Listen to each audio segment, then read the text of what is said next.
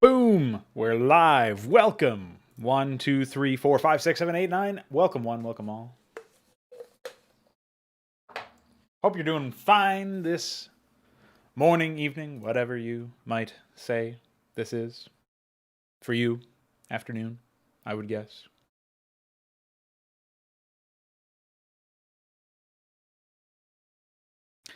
We do have one piece of content to show off here. It is, of course, dispelling the change of pace fallacy. Check it out on Instagram, aka YouTube. Enjoy my reaction face. And that's that. So there you go. Check it out. Pretty epic stuff, if I don't say so myself. And while I get my G Fuel ready here, we can talk shop about HYDRA. There will be another Inconsummate video that I record probably later today, but it'll be soon. And I think I'll try to get more into the rhythm of what I was doing yesterday, where I woke up and I did the Crow Pill and then the Inconsummate video and then the Modstream. Today's timing didn't quite work out that way, but I think that's a reasonable approach, is like handle some recorded content before the Modstream. And that's what we did with the Crow Pill today as well, but it might just be something that I try to mess around with in the future.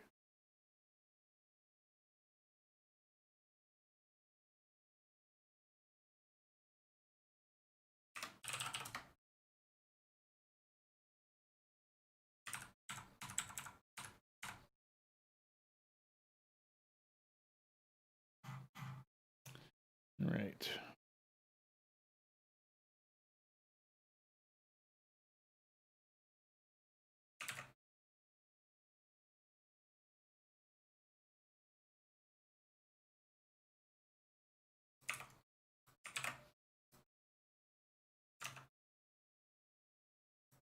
So iQuare put together the Guardian change. We still don't have a read for it, unfortunately, but it is implemented.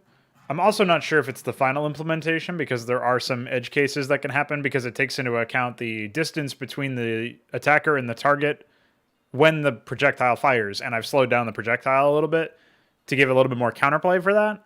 So obviously right now that doesn't take into effect. It will always deal full damage, basically, whereas that's obviously not what I want. Because there's like some other things that can like increase movement speed, like some effects that can do that. There's some things that can just teleport units, obviously, like the Legionnaire behavior or the recall ability. I would like the projectile to handle itself a little bit more intelligently that way, if you know what I mean. So in theory, that will be looked at if it's possible to do in the engine, right? Without too much nonsense. In the meantime, I will go ahead and add the behavior.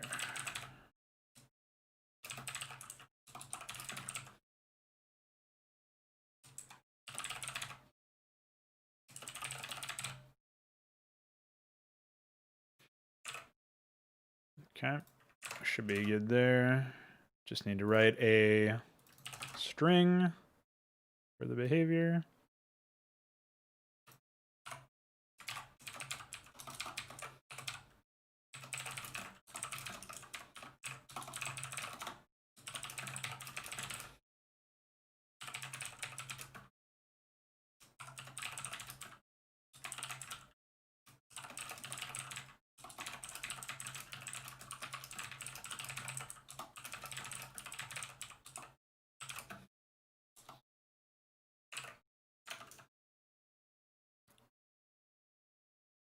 Fairly straightforward there.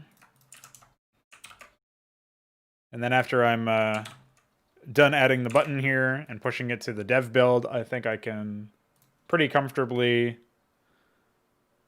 aim the, or go in here and edit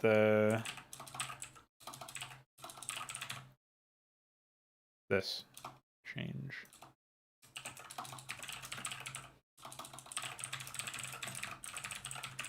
Okay.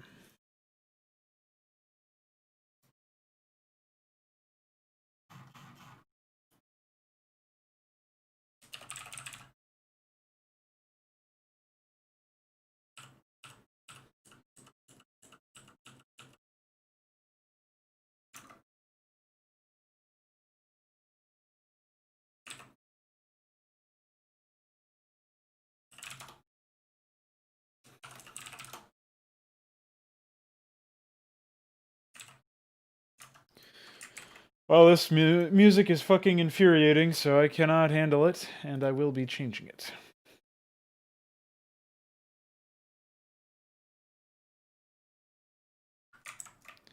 All right. Let's go ahead and make sure that that button set change went in.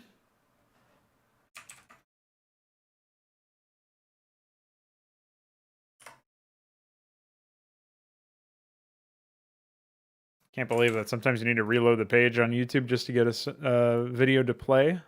Pretty amazing. And just to verify that it does indeed work, we can one-hit broodlings if they're far enough away.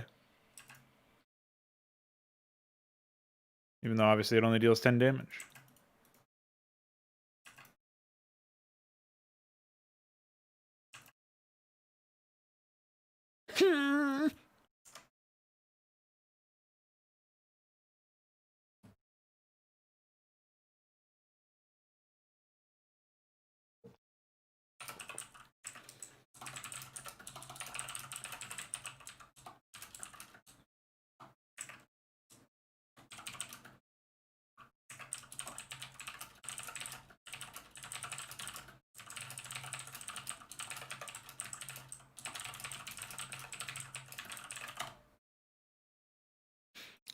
Oh yeah, of course. It's widespread, dude.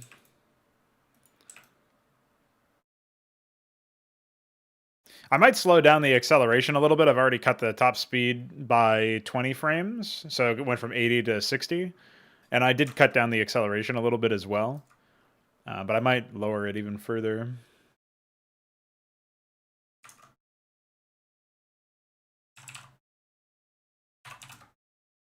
Of course, 333, by the way. Let's try that, because I'm curious to see what that looks like. I don't know if you caught our ping in, my ping for you in the programmer bin DF.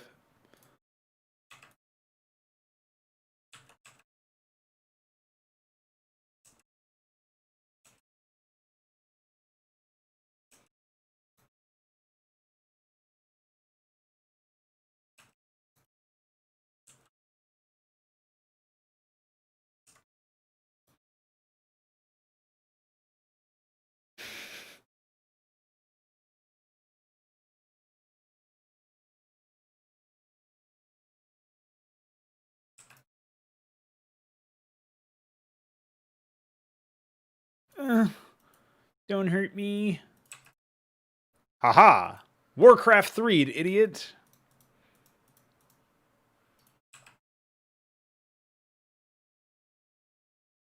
Oh, there's no null check. Classic. Although I'm not sure what code is checking that.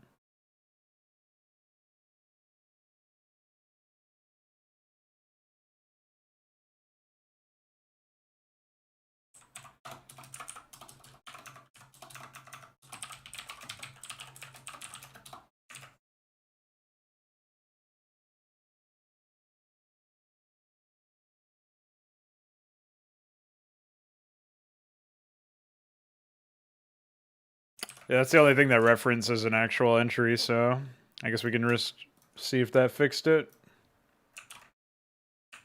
Although, I guess specifically, if we're going to do this, we should do it the other way around. We should check to make sure that the source unit exists before trying to access its sprite.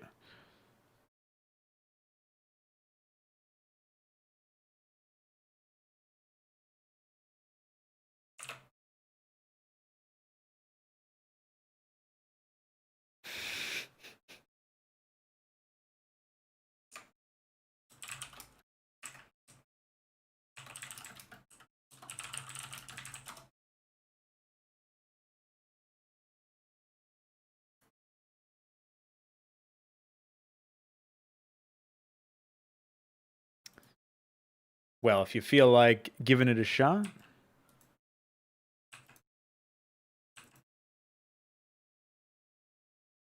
Alright, that seems to have fixed it, but I'm not 100% sure.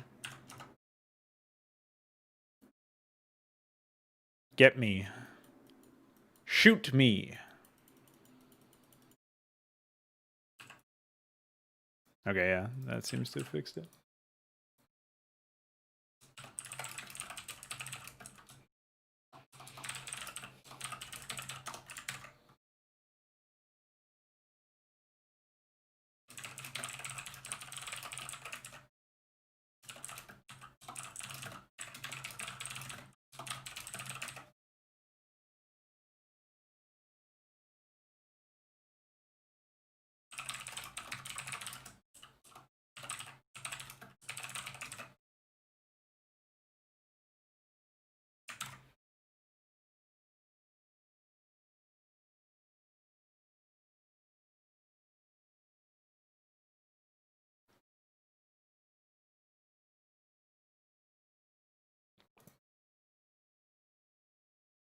Well, if you don't mind mapping that out at some point, that would be incredibly useful, I think.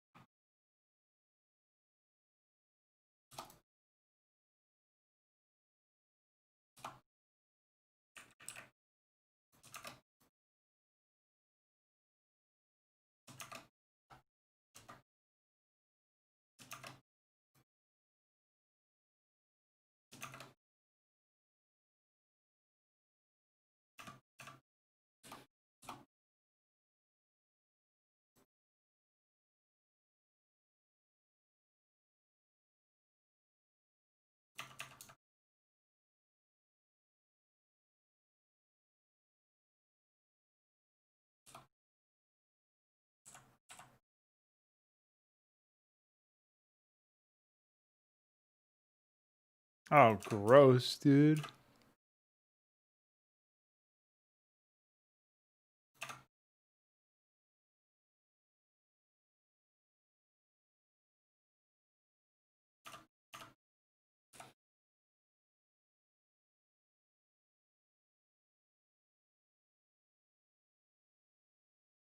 Wait, what even is this?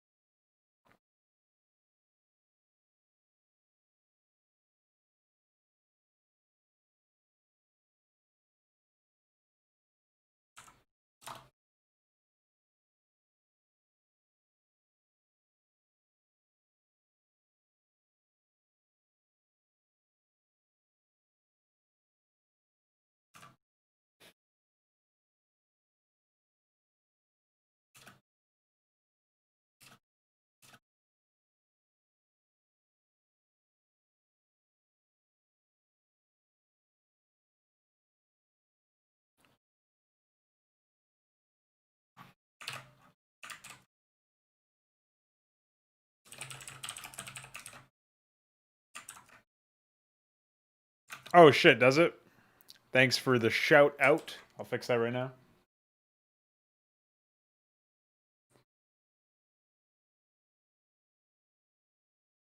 Ah, I can't 3D while eating, huh? Alright, let's do Jack Hydra.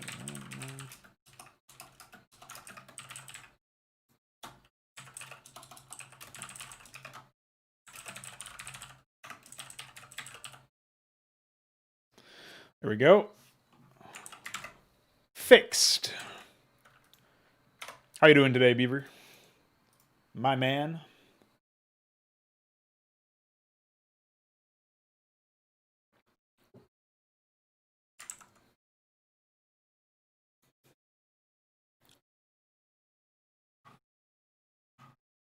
Alright, well that was kind of annoying, but at least I've sort of improved the visibility of some of this code. It's a mess. Don't look at it. Don't look with your eyes. Alright. We'll rebuild this just to make sure. Holy comments. Help.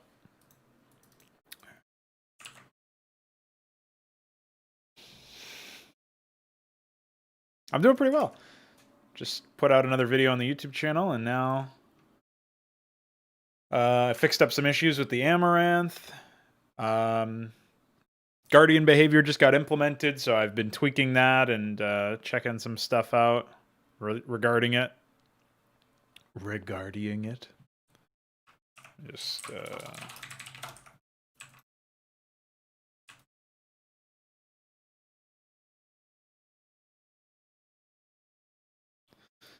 Definitely need a new sound file for that. Oh shit! iQuare accidentally joined the sleepy bird bed. I think he was trying to click on Manifestod. Dude, when I see iQuare in a voice channel, that's how I know my life is complete.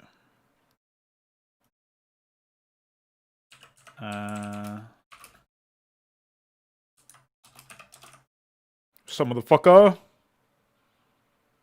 Well, that ended well.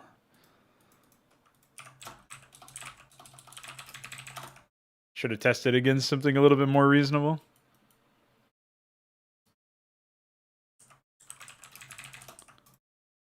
Fuck him up.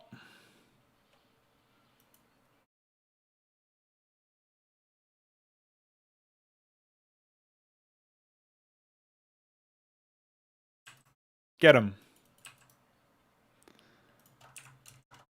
I wonder if maybe the shields should be inverted so that it's 120 HP and 80 shields, because then we can do something like the unit has less effective shields, but they can fill up faster or something. I don't know if that makes any sense. What's up, Bikewear? There's no bug. I was just testing them to make sure that things were working because they didn't. Their damage tooltip was updated, but I forgot to actually set the. I forgot to set their ice script to actually attack twice, basically. So that was the main issue, I think.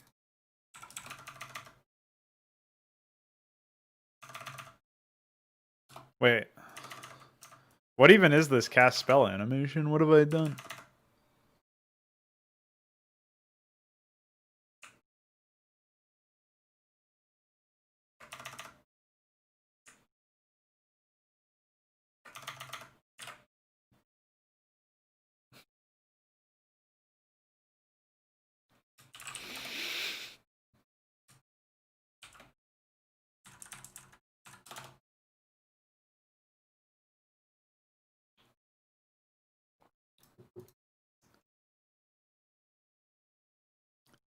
Man, I was so lazy with formatting these. Impossible to read. I don't fix this stuff. Okay. Here we go.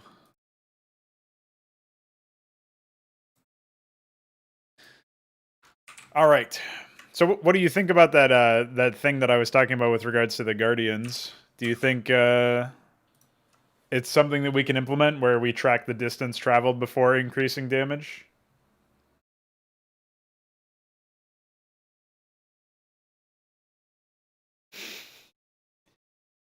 What the fuck? People have really lost their minds. Okay. Aside from that, I need to go get some sounds for the Amaranth's attacks because I cannot deal with that.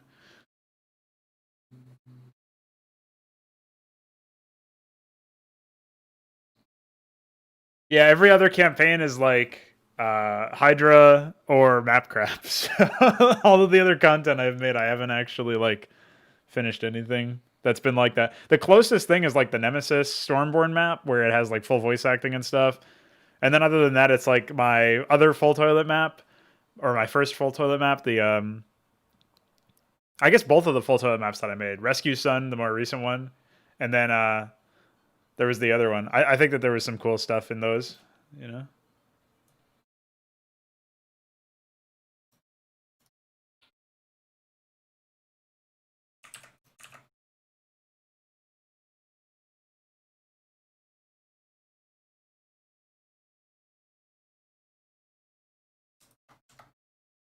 Famous last name was a good one, dude.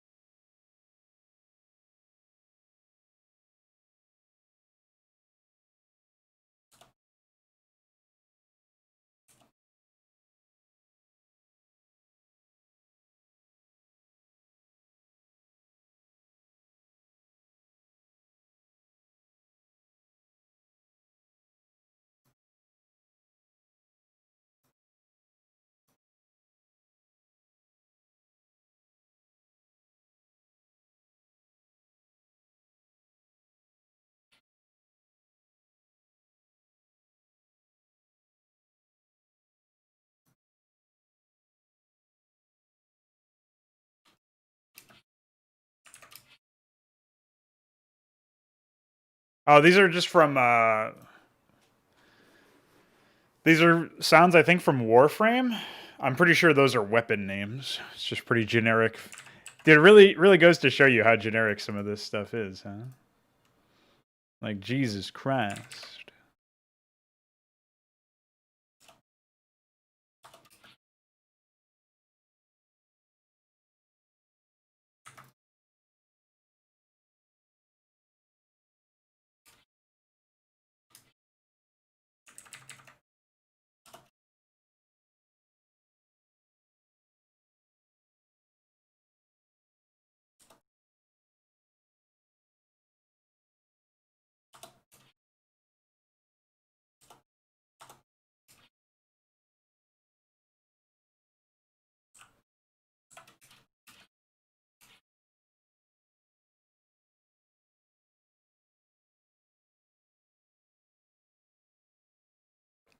Well, I did Alarak voice acting for Cybros X in Starcraft 2, and I did Dahaka voice acting for UED Commander in Alternate.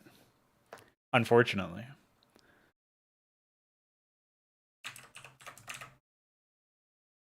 I'm not really satisfied with this composite though. It's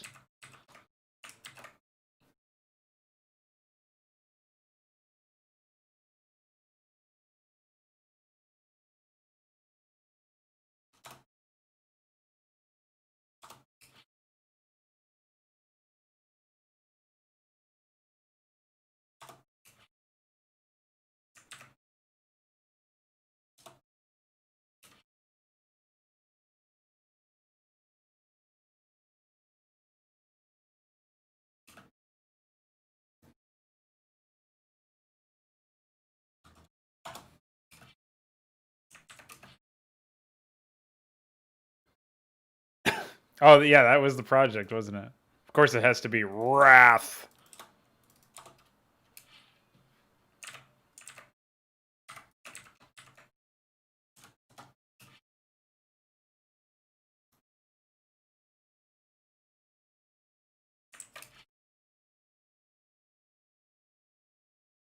Okay, I like that a little bit better.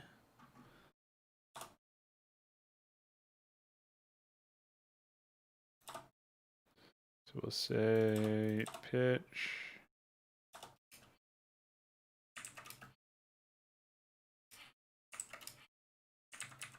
Oh, maybe I actually do like it. Oh yeah, that's right. I did the reverb, but maybe I do like the other thing though. No, it sounds a little too tinny, I think.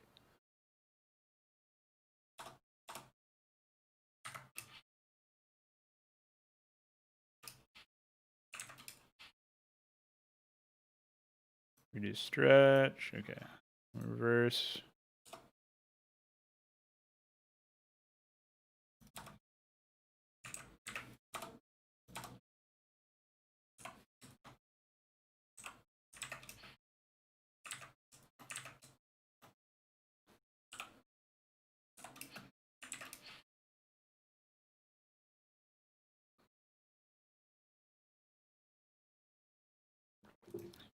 Dude, yeah, soon we'll have our own engine for that too, and then you'll be you'll really feel what it's like to have relics.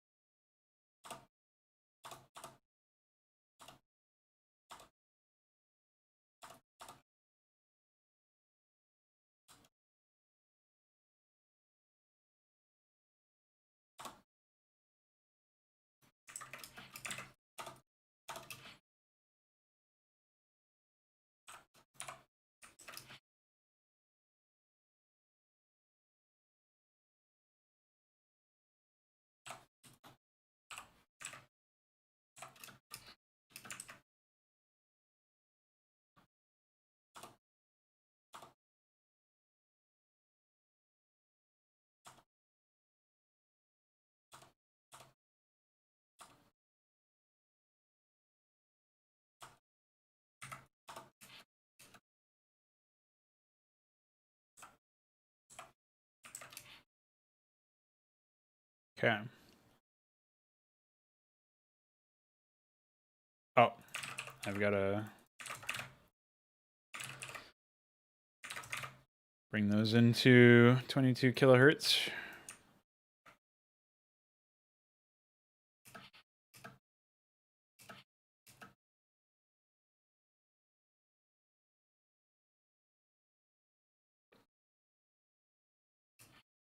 Yeah, we just didn't have that much time since it was made for that Mapperino contest.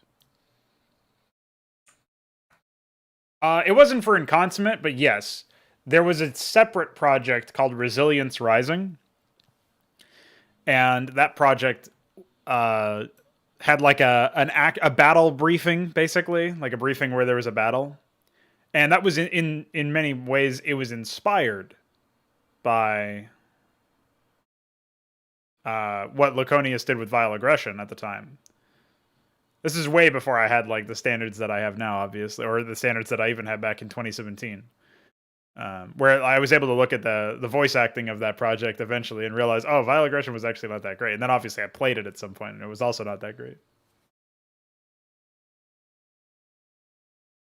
Yeah, they're somewhere. They're not anything to look at though. Let's see if I go to. Actually, they might be stuck in here. Yeah. Like this is the first mission. As you can see, pre-placed shit out the wazoo.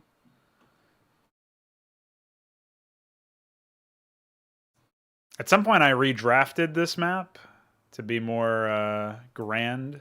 You started out in a micro section. You had to move your way down here and then attack up into here. And all of these units were everything was just spawned. So it was all spawned through triggers instead of actual AI or anything. Like if you're looking for a project of similar quality to Inconsummate, you're not going to find it in anything that I've done previously, because it's all like Inconsummate was the first time I used custom AI, first time I messed with custom tiles, first time. I mean, I did voice acting for all of this stuff, but you know.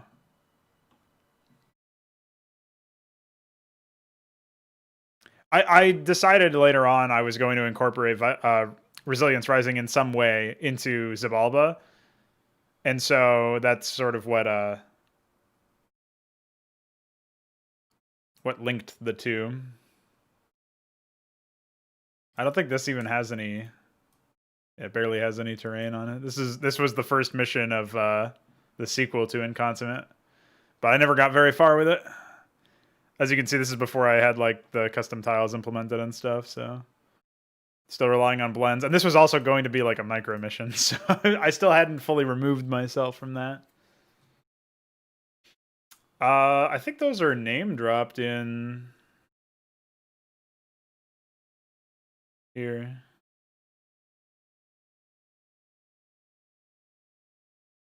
Chronicle of the Beast was changed to Herald of the Flame, but it's similar. This involves Drakkar, which is from that map. You might remember the hero map, the RPG map. It's not really RPG map. The fucking micro mission where you play as Drakkar. And then there's Apostasy is this. There was originally a completely different approach for this particular project, but it was still going to end in a similar way. There, basically, like these are all just like future productions in the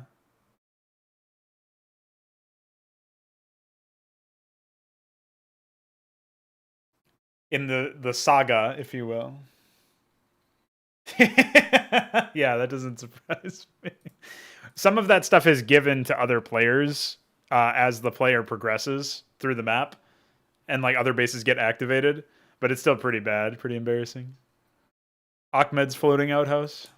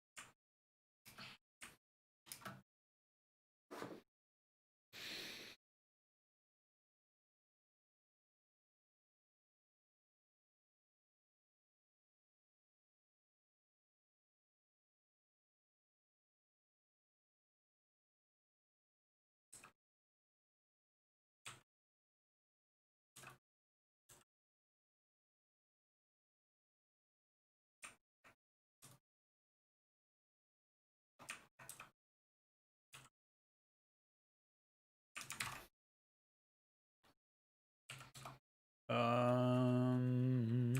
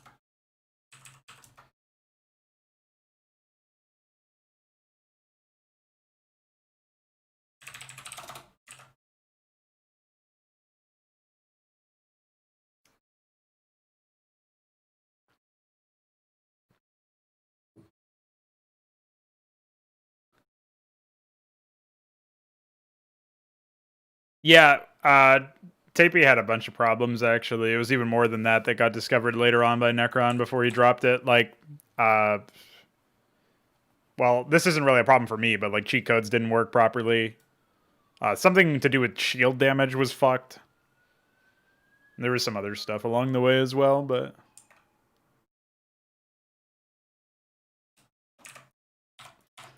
I didn't deal with CCMU though. You just didn't usually get it, probably because the AI was really basic, and so they wouldn't really train more units than what they already had pre-placed.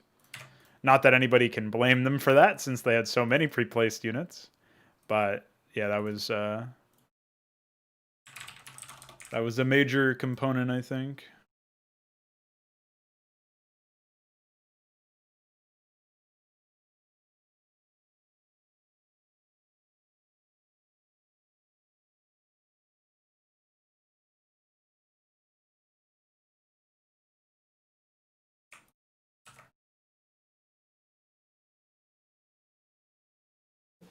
Ugh.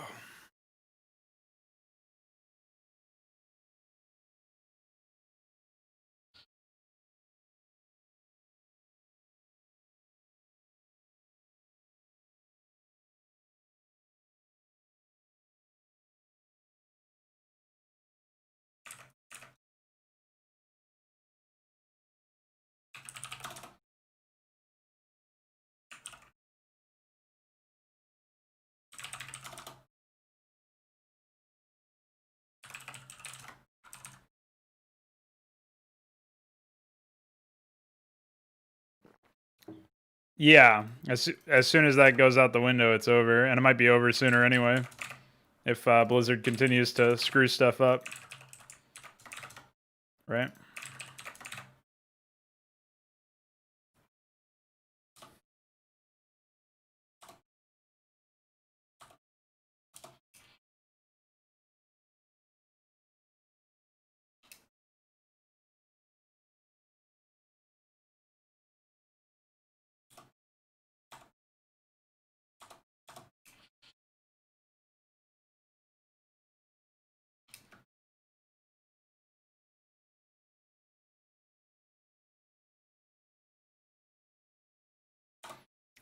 When aren't there problems?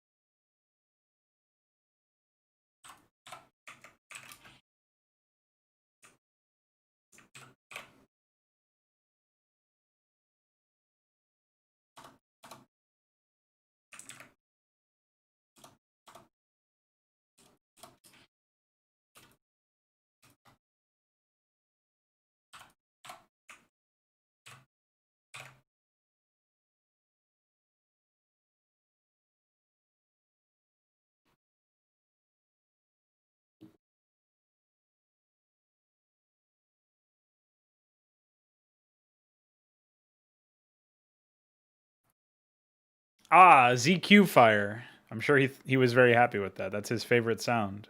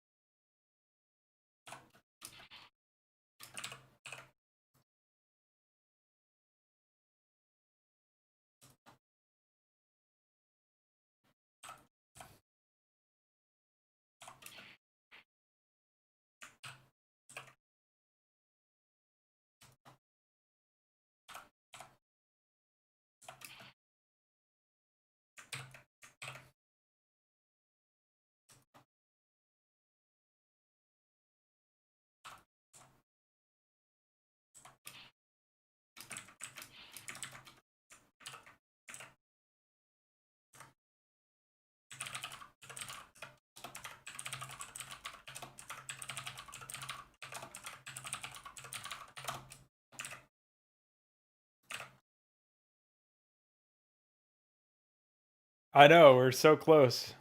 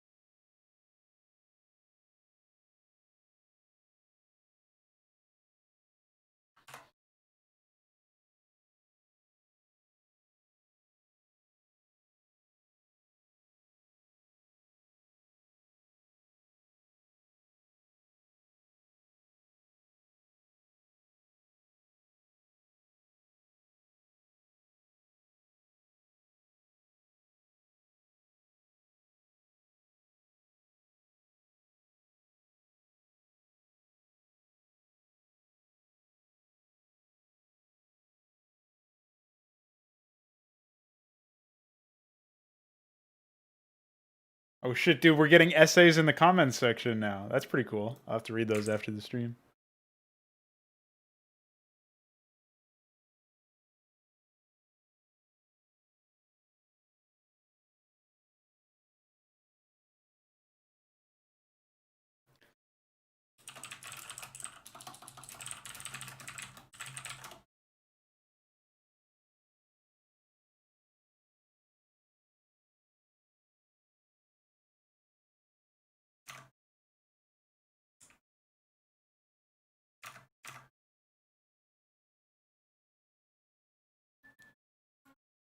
Does it have to be attack melee to attack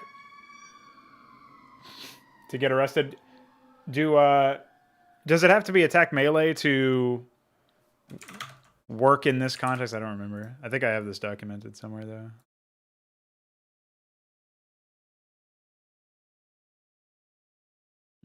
Here we go. Commands attack melee.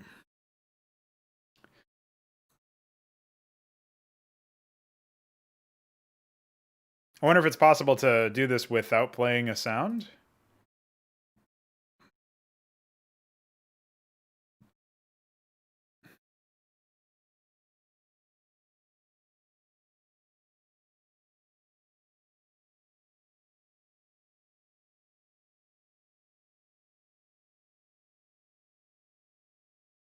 There's so many different attack ones. I guess we could just do attack and see what happens.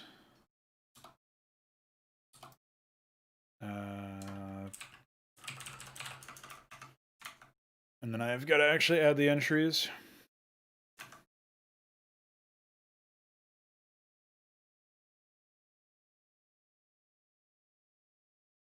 Why does Windows do this to me?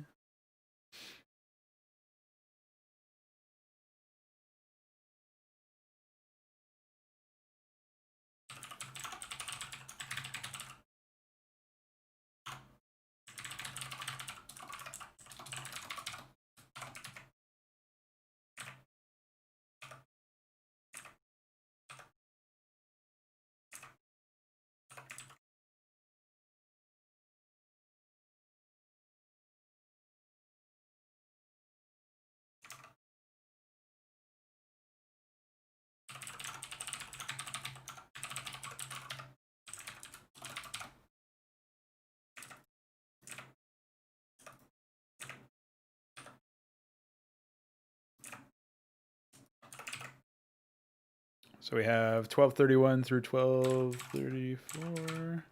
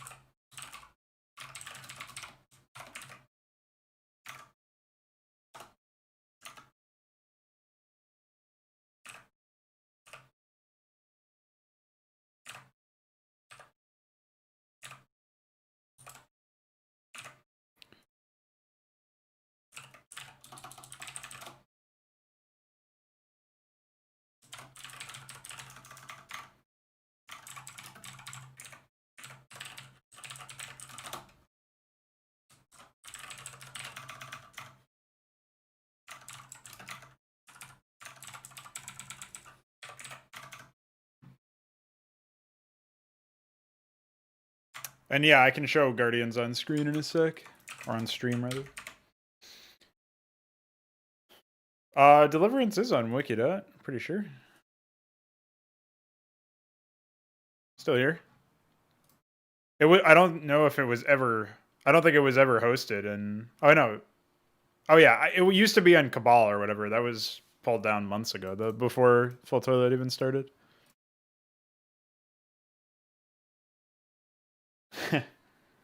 What was a year ago? Solway Antioch map? Yeah, something like that. A year ago was Stormborn. We were working on Stormborn 1 year ago.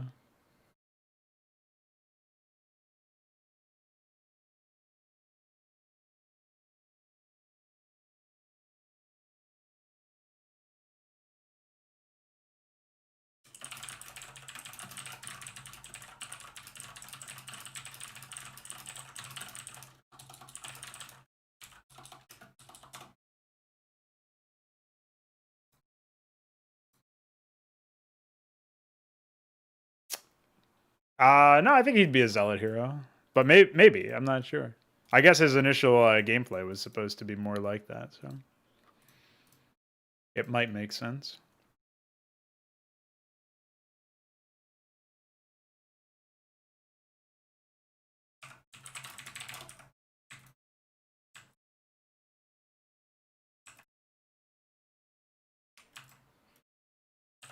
Yeah, unfortunately, it doesn't look like attack works, so...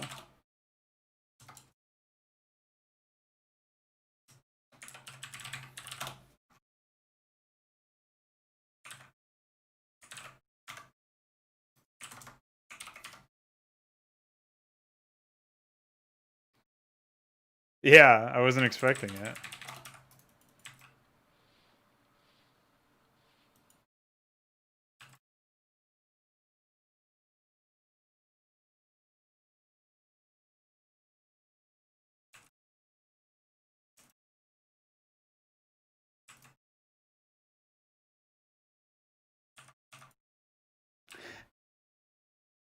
Yeah, of course.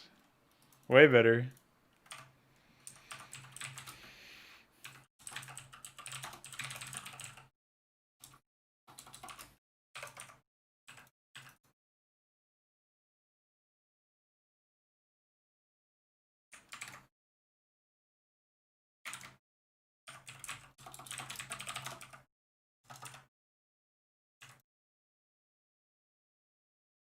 It's still got De Gaulle's head.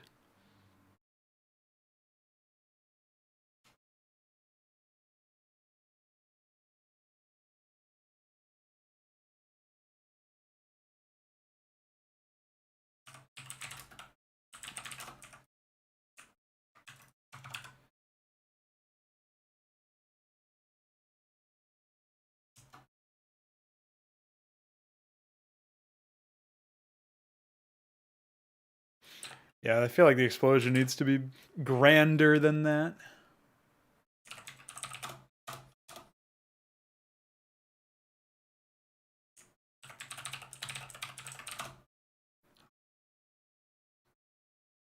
I also just realized I haven't been using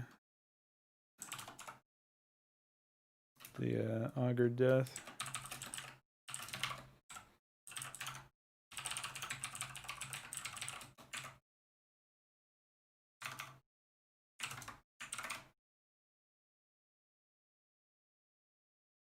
Yeah, you just...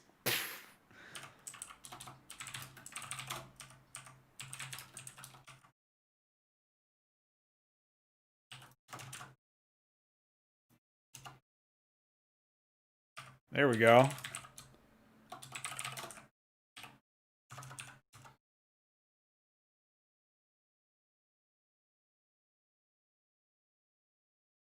Now that's a death. I like that one. Goes pretty well with the sound that I added to, which I'll demo later on. Anyway, you wanted to see Guardians, so basically, like, we can one-shot Broodlings since we're dealing 30 damage. But then we deal less damage the closer the unit is.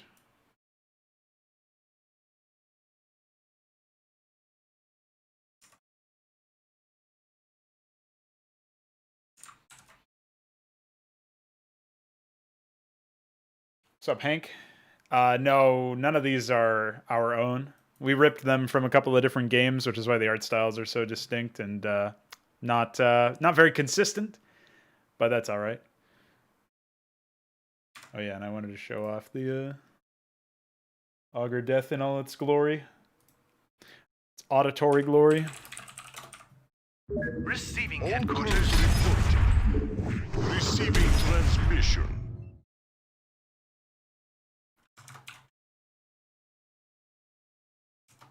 Annihilate. Don't mind the De Gaulle portrait.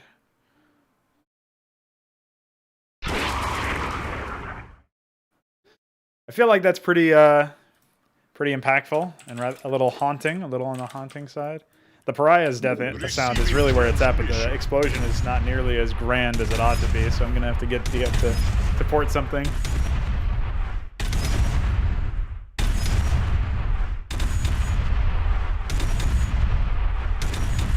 Good day. I like the sound of it just having that screaming noise in the background.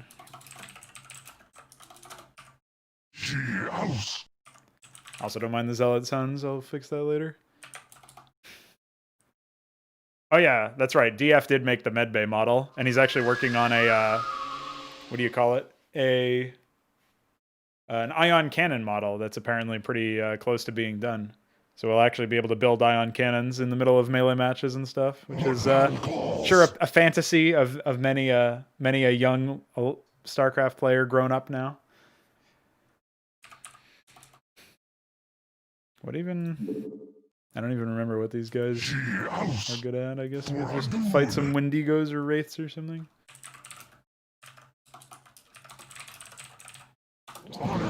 Protect them.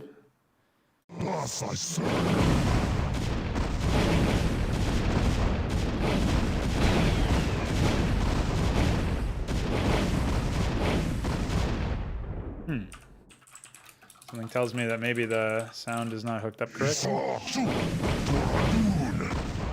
Oh, it just is not playing because there's too many other sounds. Well, I guess that makes sense. But yeah, we took a bunch of them from other games, we ported them, and now they're ours. We found a bunch of games that were basically like never finished or released and forgotten about, and we're like, oh, we can use this. We can take this. So.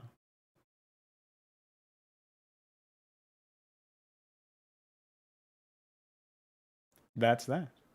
I think the coolest one is probably the Apostle, though. I always love to show the Apostle off, so we'll do it again. Even though we still don't have all the visuals.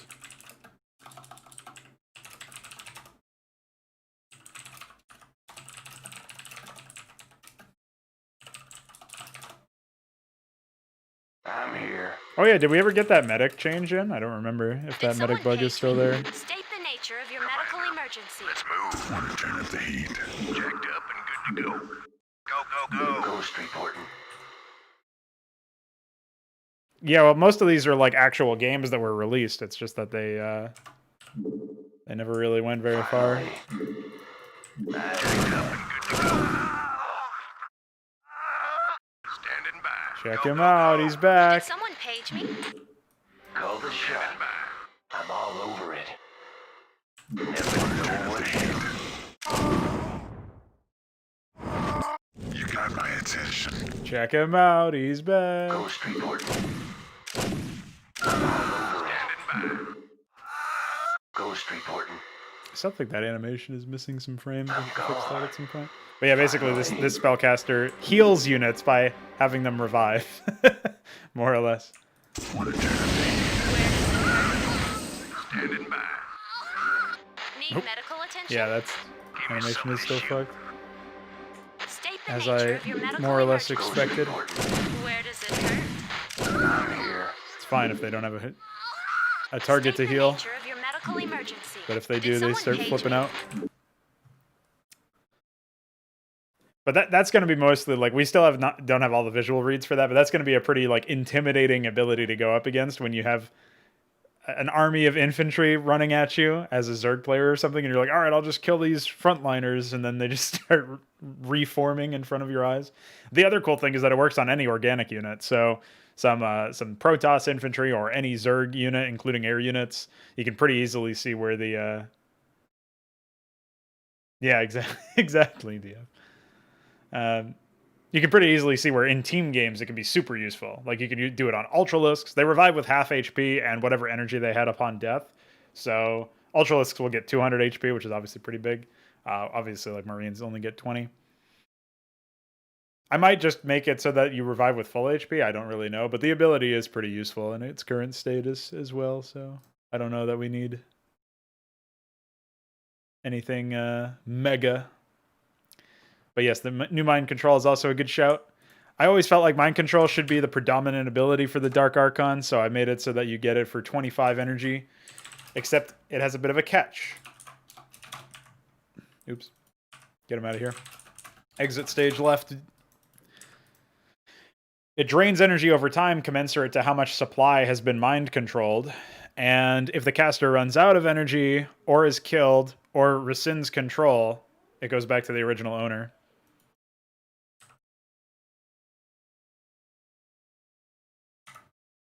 So, hi. No, any status effects are cleared, positive or negative, so irradiate or plague or whatever.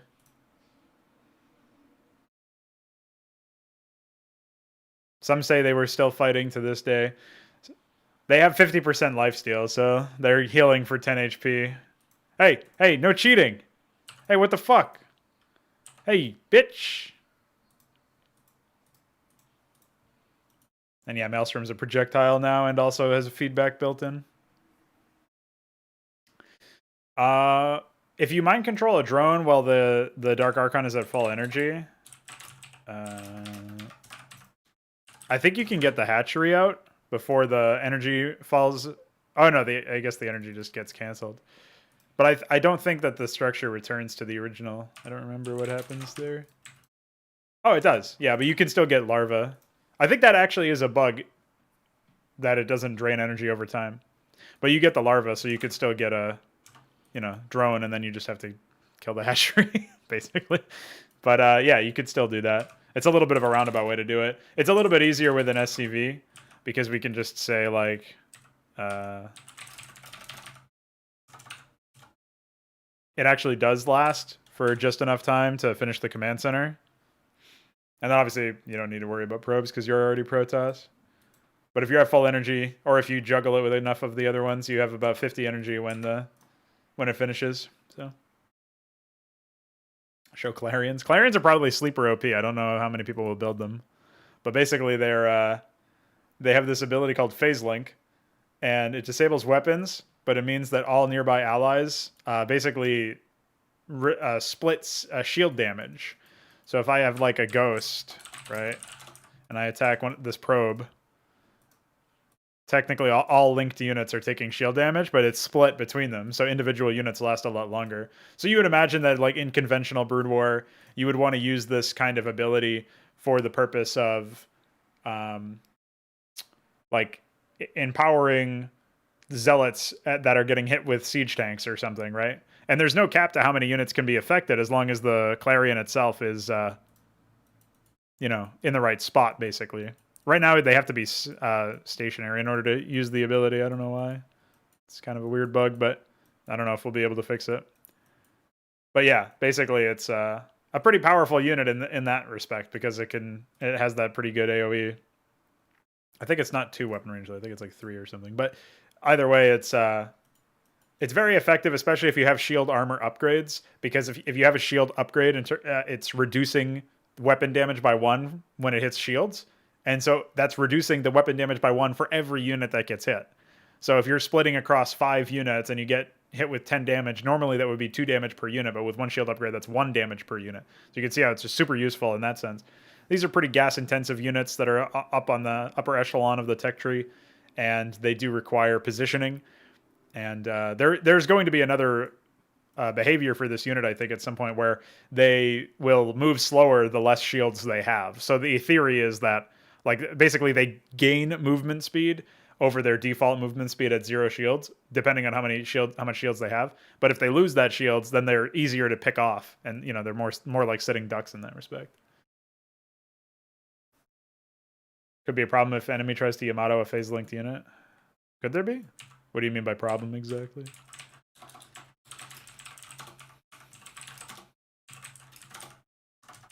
Just gotta wait for this guy to build up energy. But yeah, in general, we're focusing pretty heavily on like abilities or behaviors that require positioning or reward positioning or something.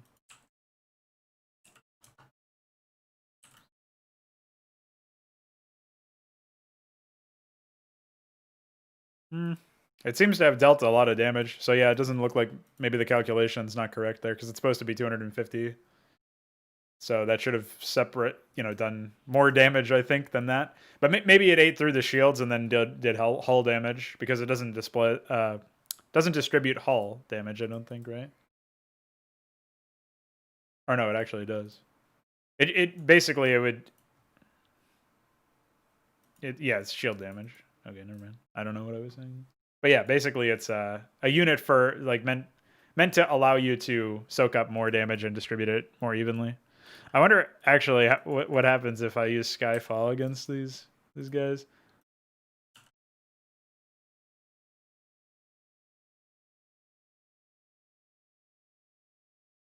Yeah, not too bad in terms of the damage dealt, actually. I think if we do that again without shield link, we end up with a very different outcome.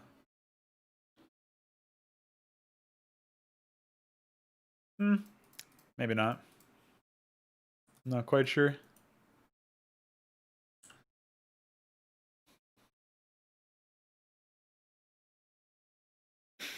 Dude, imagine getting a paladin dropped on your rear end, and then he just Skyfalls your mineral line.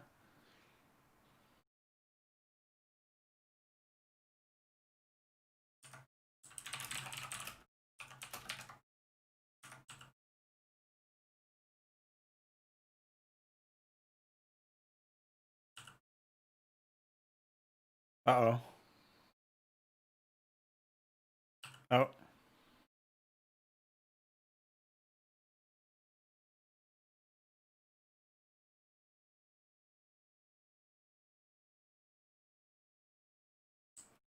Hey, there was a man. Ah, ah! Prank. Yeah. All right. Well, we got a cleanup crew, please.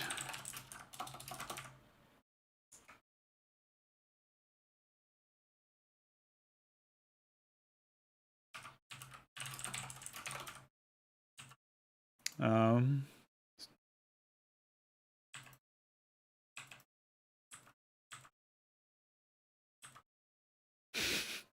No problem. I'll just get my orbital gunship to deal with this. Pretty stupid. Okay.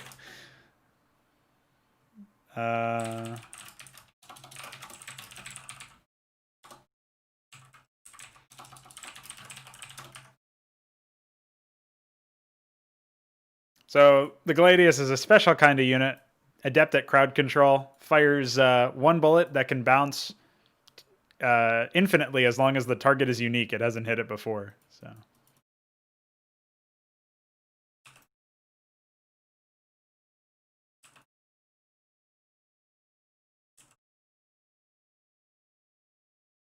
So that's pretty epic.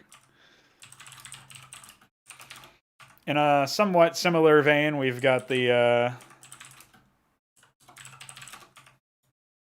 Madrigal, which, while it has up tempo, has an ability called Furia Salvo,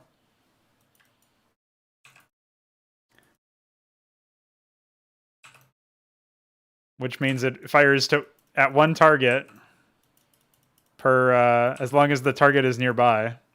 Obviously, it's a very vulnerable unit, right? So that's kind of what balances it out there. But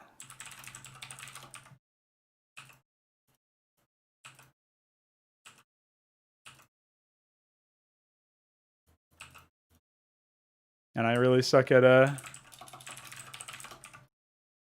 precise control, unfortunately. But if you're better than me at that, then you can really use this unit. Don't mind the spinning missile. I really don't know what causes that. It's pretty stupid. It keeps going. What else? What else did you suggest? Oh, no. I was thinking of the Architect, which has a similar behavior to the Furia missiles from the Madrigal, except it's on the missile itself. So when the missile's in transit, it will split if there's a target within a little bit of the range of the missile itself. So once the missile's in close enough range, it will split if there's a target nearby, basically. So like if I target this guy, it'll split multiple times. And then the damage gets divided based on the number of splits.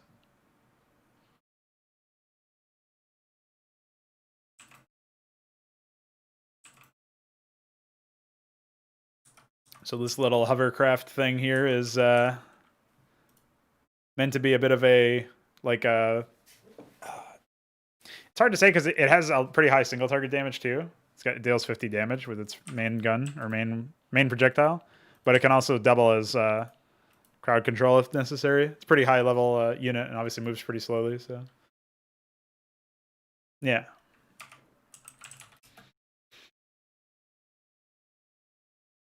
It reminds you of the Reaver visually. Just because it has the Reaver portrait, dude, doesn't mean. Hopefully we have enough custom portraits to fall back on once that whole thing works out.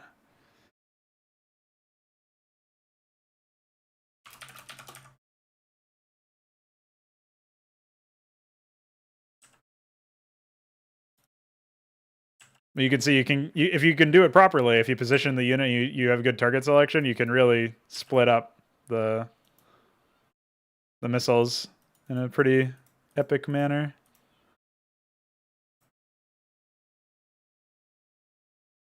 Well, should have turned a little bit faster there, dummy. But you can also imagine, like...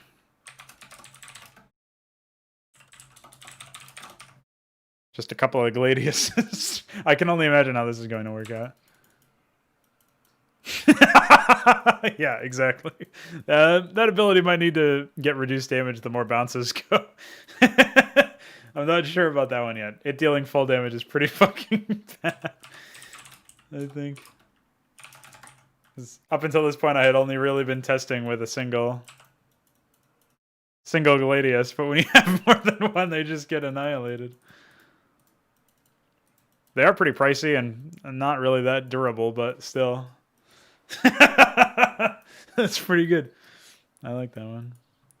Oh yes, that's another mechanic, I suppose. Yeah, I mean the main thing is that they deal concussive damage, right? So if you've got like wraiths, well, I guess wraiths take full damage from concussive, but if you have like some sort of fighter or some sort of aircraft or Goliaths or even dragoons or something, there is counterplay to it. It's just that it's probably way too powerful against those kinds of compositions. So we'll probably need to like drop damage by 2 or something every single, like 20% less damage for every bounce or something like that. Yeah, battlecruiser obviously. Like, I actually just as a bit of an sort of showcase, this is what a battlecruiser versus Gladius fight looks like. I wonder which one of them is going to win. Gee, I wonder.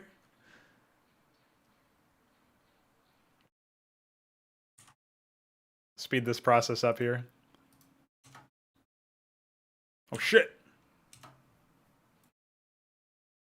This motherfucker. Get him. So the battlecruiser has a new behavior where if it's facing the source of the damage, it reduces it by, I think it's 2. I take a look at this. Yeah, +2 armor when facing the direction of their attackers.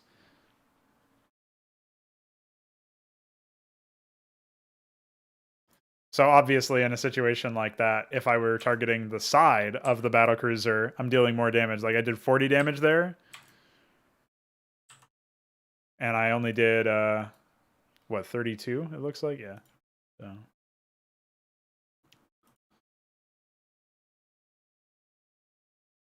I don't know what meatball is. Is that like a build or a strategy or something? Also, Icar was asking about the interception earlier. Basically,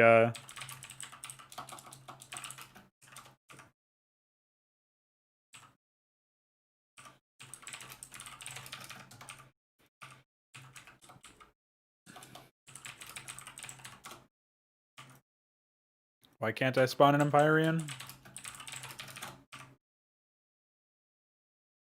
All right, so basically if I do it this way, I'll show you what I mean. So you can intercept the missiles from this vehicle or this spacecraft like this. It's like playing Frogger. Meanwhile, Carnage. Terran infantry spam. It's probably way more viable now, honestly, because of all of the different units that we've added. So you can go for, like, you get Marines and Medics available to you as soon as you build the barracks, and then you can add on a gallery for Firebats, Cyprians, and Madcaps, which are like basically advanced infantry, right? So you'd get these if you need something on the front line. Firebats don't have stim anymore, but they deal full damage to structures, which is obviously pretty useful in a couple of other areas. The Cyprian is more of like it's got the same range as a Marine, but it's more about like upfront damage basically. And then it can also slow itself to gain small splash radius. So you can use them against like Zergling masses or whatever if you wanted to, but it obviously results in them being more vulnerable, and they're not nearly as tanky as the 1 armor 60 HP Firebats. So I think they were actually supposed to get an HP buff, if I'm not mistaken. Oh no, they did. It used to be 50. Okay. So there's that. Then there's the Shaman, which is this. Basically, it's like the quintessential default healing unit, and it has administer mid stems, which is an ability that it can use to just. Obviously it moves slower, similar to that Cyprian ability, but all units nearby get healed over if they're in the radius. And that flash is the other behavior for the unit, which is whenever an organic is healed to full health, they get +2 armor for 10 seconds. I think it's actually 2 seconds. I'm not sure. We'll see. Maybe it's 3 or something. So obviously that's not no longer a correct tooltip. I'll have to fix that. But basically, this is a unit that you're much more encouraged to use to heal a lot of units at once. Whereas medics are more like single target or dedicated healers for a couple of different things. So I think with proper positioning, with stuff like shamans, you can actually have a bio ball that almost behaves somewhat similarly to what the old mech crawl did, where you take areas over time. It's like you're almost like using the shamans in their healing mode to like slowly push forward and obviously get positional advantages. The adrenaline packs upgrade might actually, or behavior might actually be a little bit of an overstep at this point. That used to be an upgrade, but as iQuare says, we removed all upgrades and just rolled everything into from the word go, so that units were always consistent with the way that they worked. And that obviously had a couple of different changes in how things went. But other than that, you've got the apostles, which reanimation specialist. You know what I mean? And then you got ghosts and a new specialist called the savant. Savants are basically anti-specialists, so they're anti-spellcasters in a way. So they have this behavior where if they tag a unit that casts spells that has energy, they get affected by entropy gauntlets, which means that any energy that they spend deals damage to them. So if I defensive matrix now, I take 100 damage because that's how much defensive matrix costs. And so I can do that, well, obviously now I can't, but if I do it too many times, I die, basically. Right?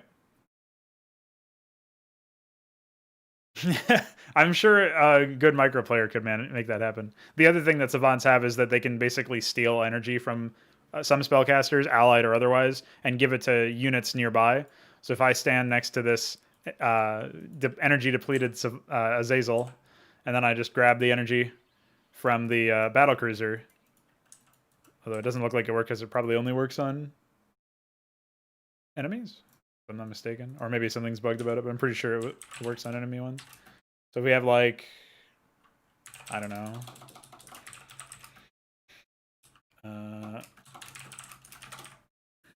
something like this.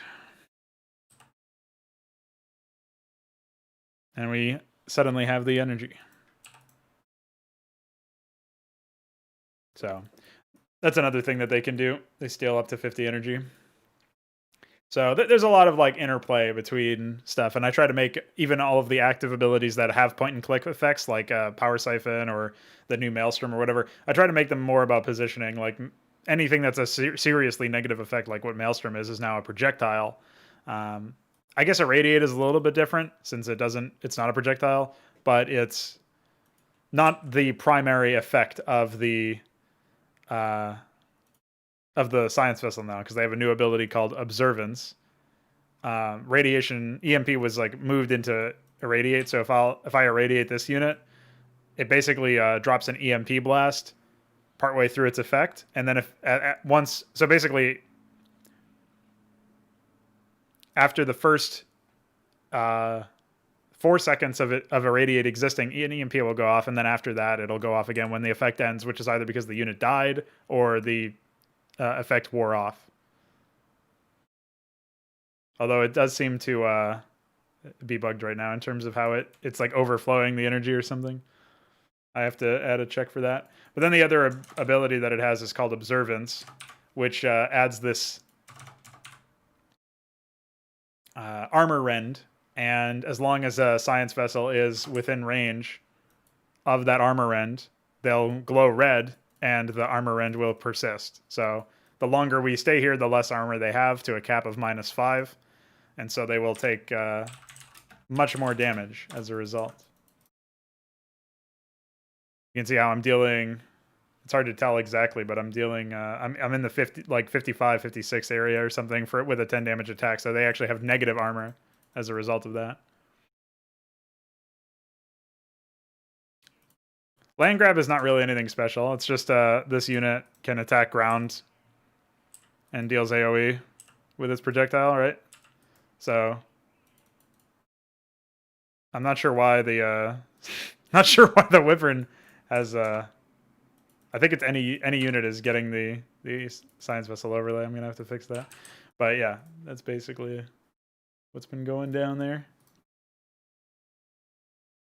But yeah, that's a nice crash course into some of the units. Every race has a bunch of new units, and we're in the process of adding a couple more before we work on a new engine for the purpose of generally improving things. So that's that.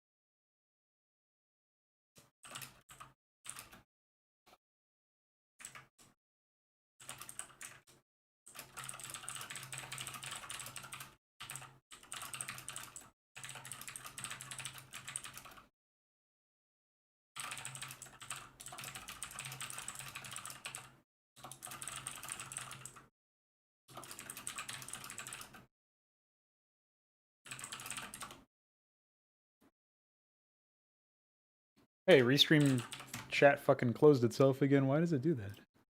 Shat the bed, bro.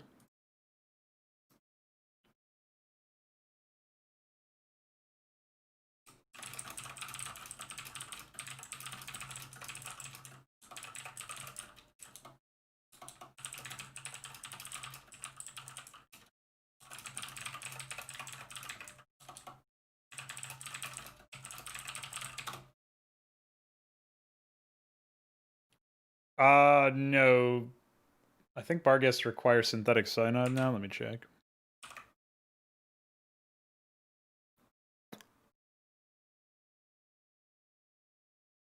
Some of the stuff on the documentation is outdated. Oh, Strident Stratum. Let me take a look and see what I wrote here. No, that's what it says.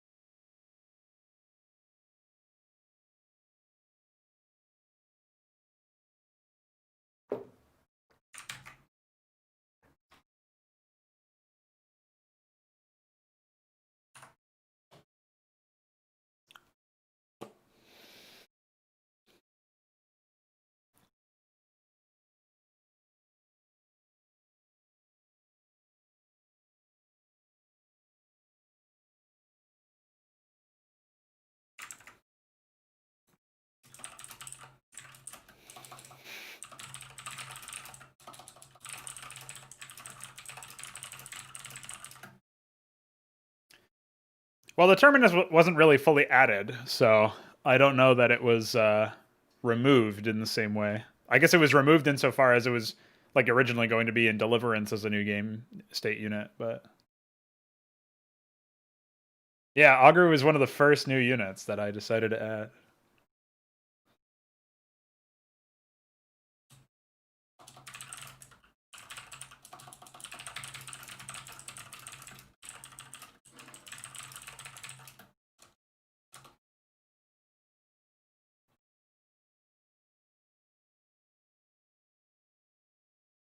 I actually do want to see the aspect implemented in some way, in some aspect. I think it could be pretty cool.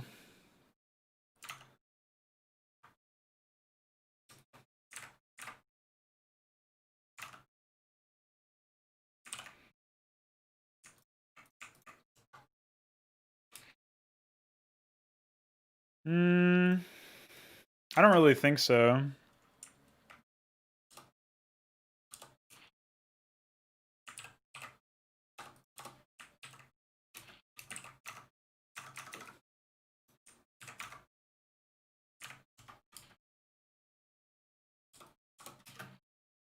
I guess I had a few, but I wouldn't call it a...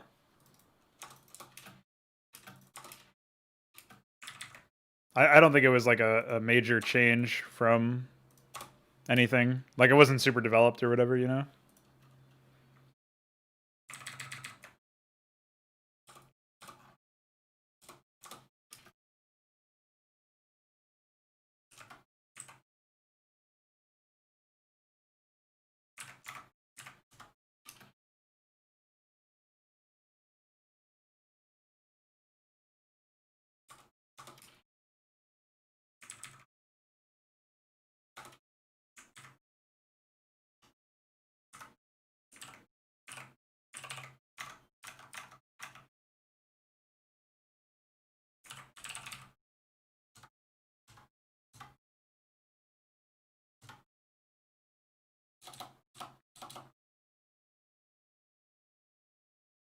Sequence.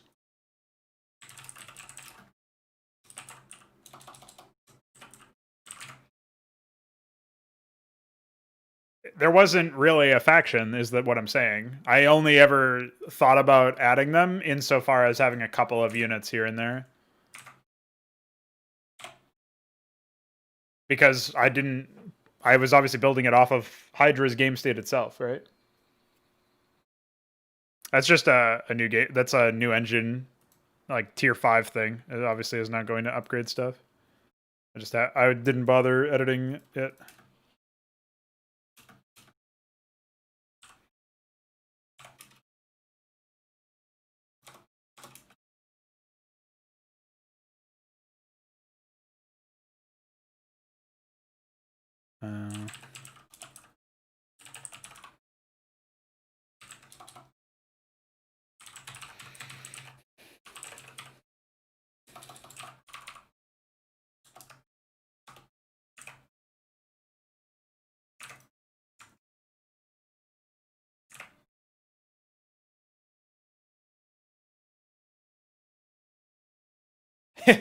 Well, I'm sure I'll see you around if you decide to come back on. We do these every day, so feel free to pop back in. But otherwise, thanks for hanging out.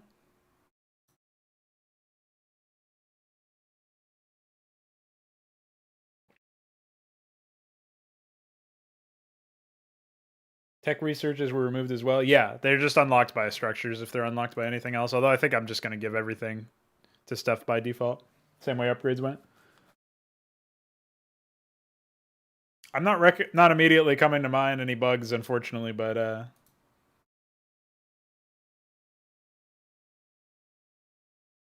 I'll think about that, I guess. Casca detection strong consume. There was the detector upgrade that made Casca detector in map 6. I think that was it though. Other than that, I made it so that the regular upgrades affected sunkens and spores, like melee, missile, and everything else.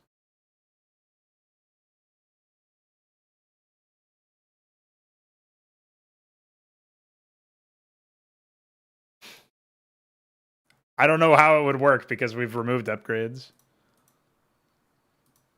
That might be something you have to experiment with in Overlord, or something of your own. There was that one idea that I had where it was like there was a relic that gave weapon upgrade levels to individual units or something.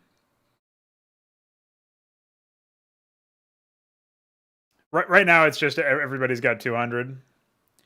I don't think that's something that I will.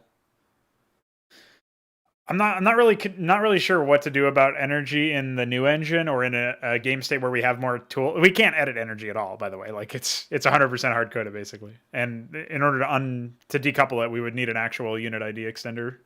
As far as I know, anyway. But given the state of energy in HYDRA, I think it's fine to have 200 energy be the default and be like essentially the standard, and then that can be our base to like our initial starting point. I'm not sure about where we have more flexibility with the engine. What we should do about energy, because I don't like the Warcraft 3 approach where every unit has different max energy or max mana, right? So I don't really know what the goal should be or what would work out in that respect.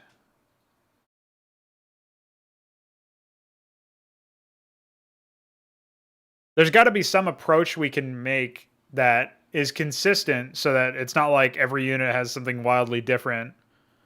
But the other thing is I'm not even sure if it's a really that much of an open question whether or not we need any sort of energy upgrade. I think the idea that maybe you could interact with energy regeneration in a different way, like maybe one unit regenerates life faster if it's at full energy or something, so that there's like an incentive to remain at full energy.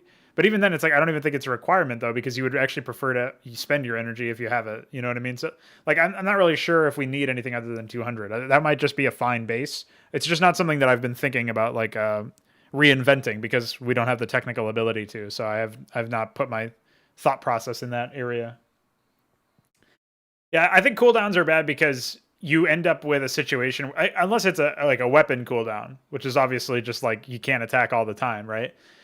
Those are like windows of opportunity that are intrinsic to the unit's main damage dealing source, and I think that that's fine. But I think that having a cooldown on an ability encourages you to basically use it as a way to balance the ability through disallowing the ability. I prefer having limitless abilities that are balanced, like the limitless teleportation of the what's it called, the Legionnaire, and a limitless approach to the like number of targets that the Gladius could bounce to, or the Madrigal could attack at once, or whatever. You know what I mean? Like I like that limitless approach because then it's more about how I position my units and how I take my engagements that defines how effective the ability is, rather than basically it always being an okay decision, or almost always being an okay decision to use an ability as long as it's off of cooldown, and using that as a way to balance it. So I feel like that's just a much less interesting way and a much less interactive way to approach the designing of a certain weapon or whatever. I don't remember any abilities in Exego, so I'm not really sure what you're alluding to, but I think we could have more things. Like one of the things that I wanted to do for Terrans and HYDRA is actually change the nuclear silo into just a missile silo, and you would arm different kinds of nukes. So there would be one that would create that unbuildable terrain, and another that would do less upfront damage, but infect the area with radiation for a long period of time, or something like that, right? And then it's like essentially changing it up so that you have different missiles dealing different things, and then having the missiles be probably cheaper on an individual basis generally, even more so than they are right now, but possible to be targeted by defenses. So you've got to be careful where you place it, right? So then there's more power if you can pull it off, but it's a little bit riskier. It's a little bit more difficult to do, and trying to add a little bit more opportunity for people to have counterplay to it. Especially since we're going to be pushing more units being able to paint nukes or paint missile strikes. Like the Ghost might be able to paint all missile strikes, and then maybe some air units can paint some of them, or maybe all of them can paint all of them, but it's a matter of like having like 10 units or something like that in the Terran army that could potentially do that. So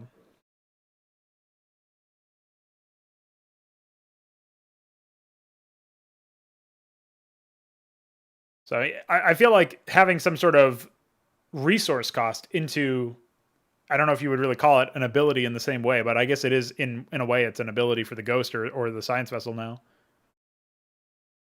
I feel like that's a better approach to having some sort of, if you wanted some sort of cooldown, because then it's like the cooldown is the train time and also the resource cost associated with it brings its own kind of decision making to the puzzle of when to use it, right? The thought process of when to actually implement it. So I think that there's a lot of stuff that you could tap into there, generally speaking.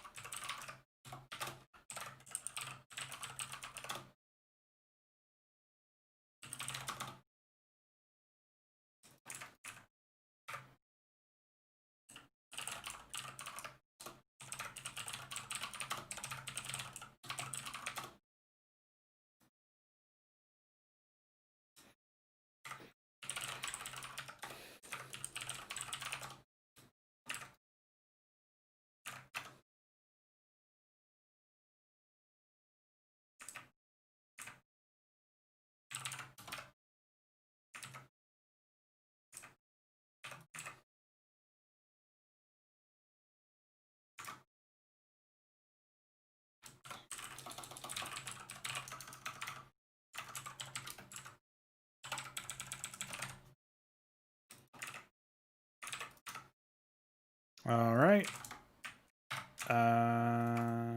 Get out of here. Okay. Let's try that out.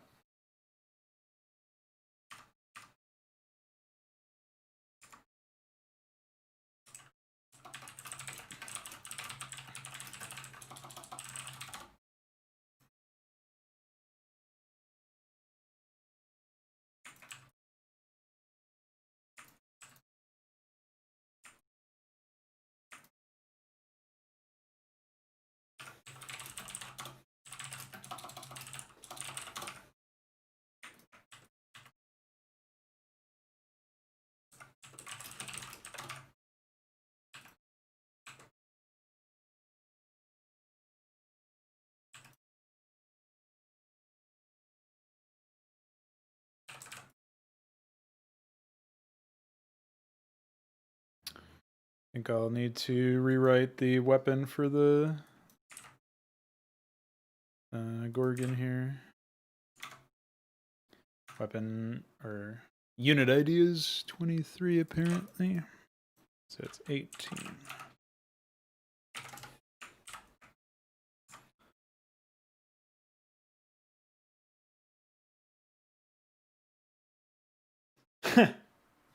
Right. Makes sense to me.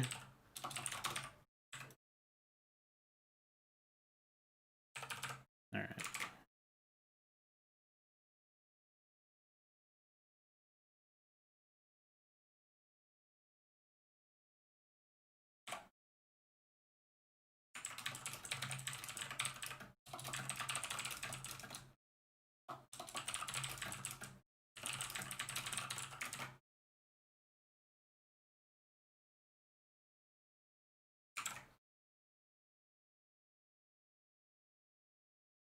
That's awesome to hear, man.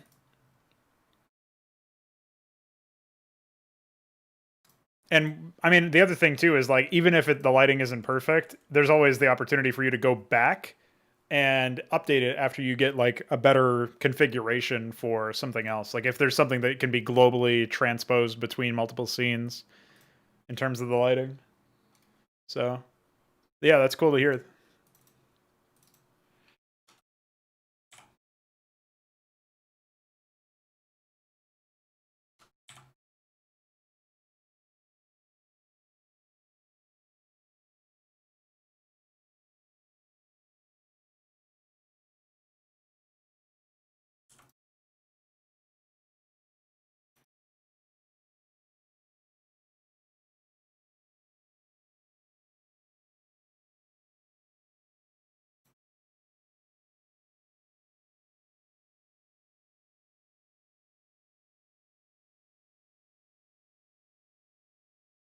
Right, I remember we were going to be doing something like that for Infestation before we decided to do it in the new engine instead. Oh yeah, Icor, check your DMs about the Guardian stuff. Oh, you already did.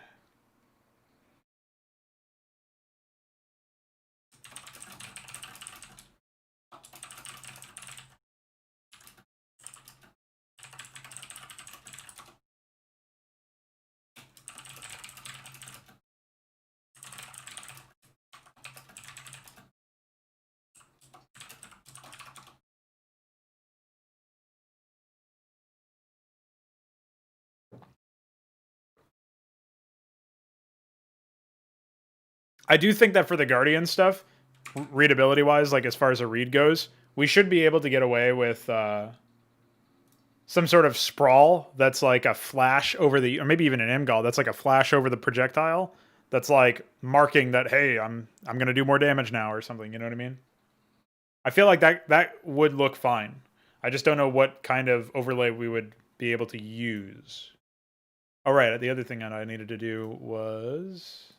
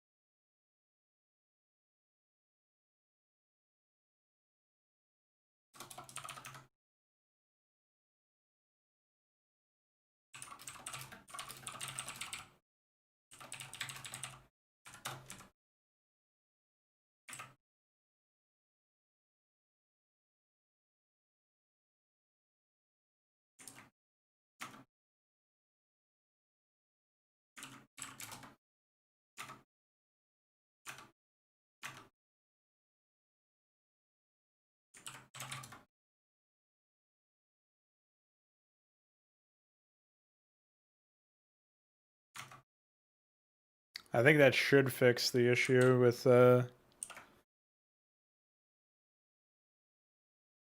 Oh, there was some other really weird issue too. I don't know what it is though.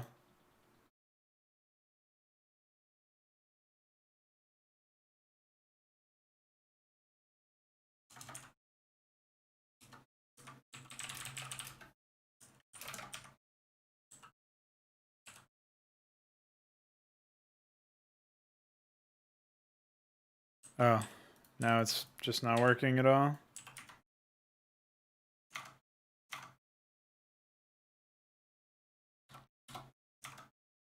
I think I know why though. It's because oh, it should be unit, not a.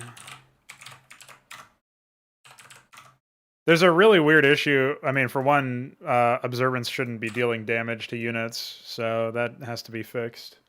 But there is a strange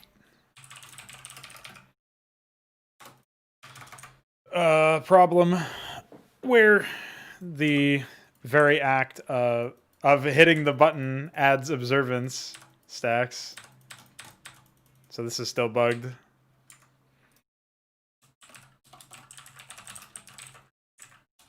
Not sure if you're here, Iquare, to hear this, but...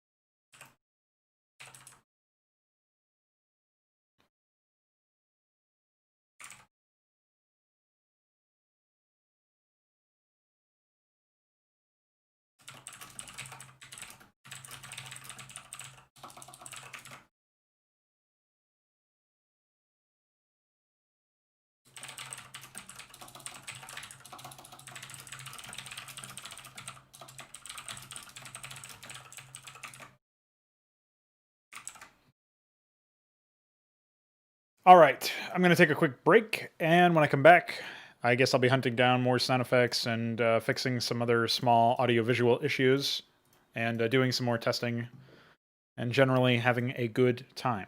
Maybe I'll even work on some AI today. We'll see. I was probably going to do that off stream, but depends on what I feel like doing. BRB.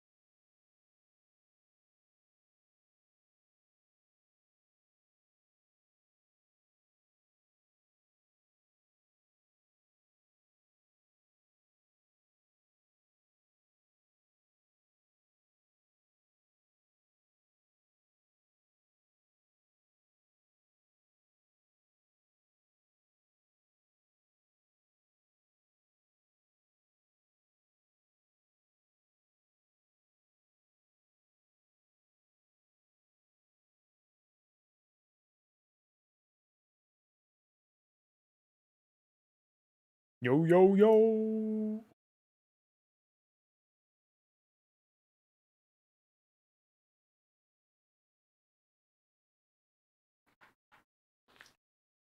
Decided to get myself some food. It's around that time.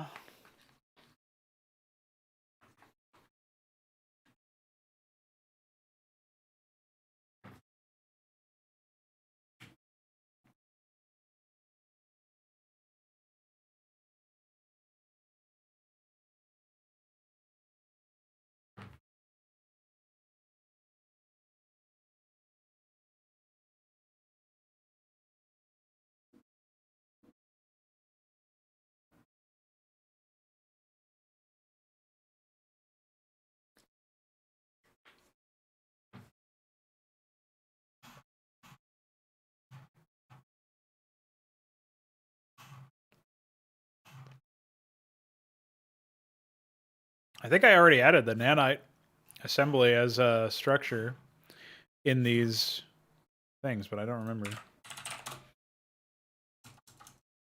Apparently this is it. That's the only thing that I did. I added a thing there, but I didn't add like a...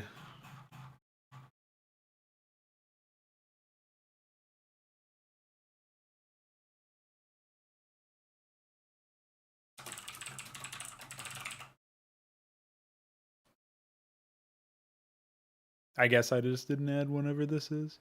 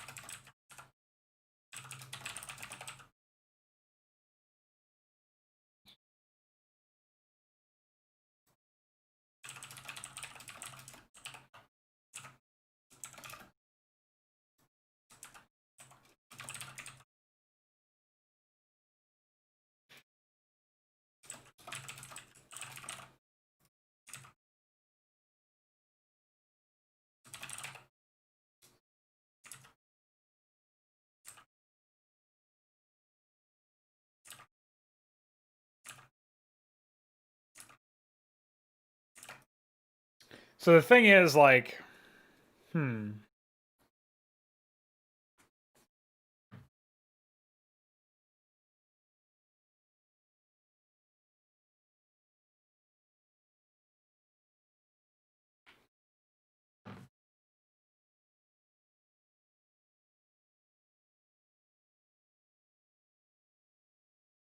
I haven't really decided how I'm going to handle stuff like this in the future.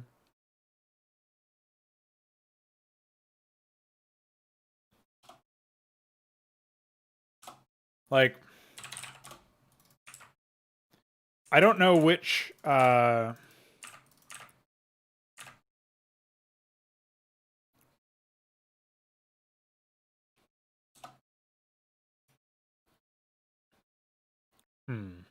what the fuck? Well, there's only one add-on here, so we don't really need any of that, I don't think. Add nanite max. And we can just say...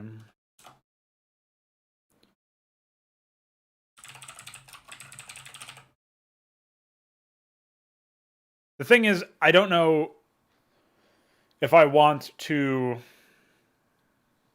reply... I don't want to apply a situation where it's like particle accelerator gets built more often or less often than some of the other add-ons, because it is the only add-on right now. And probably will be the only add-on for this version.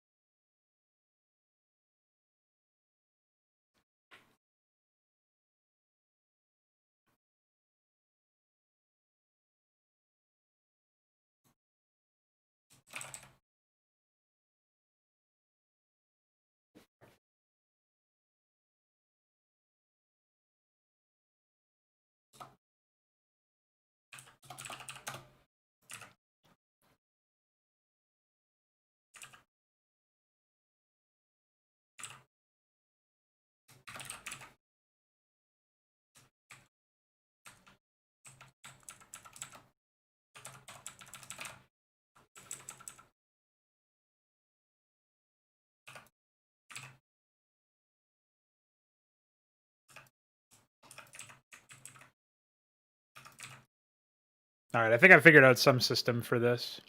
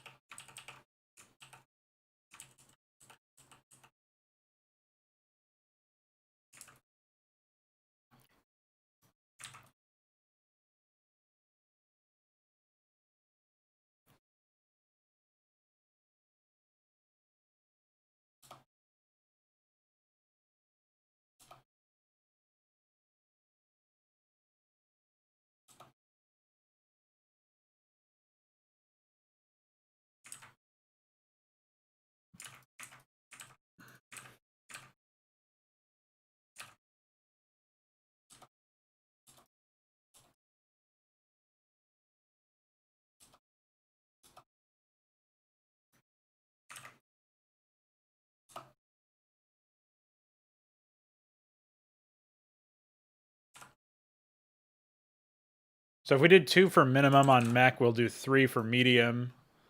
And we'll do...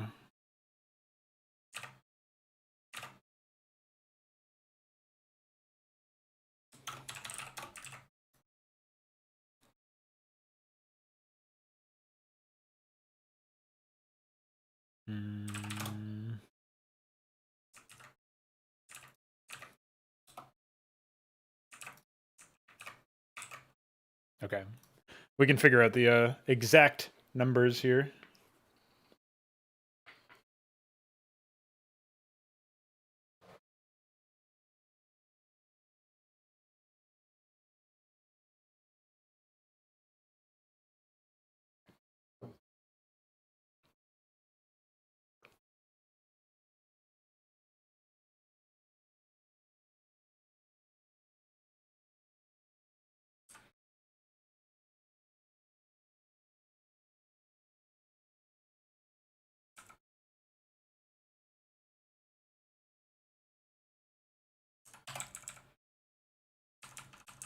Like the mech thing is that they will always go for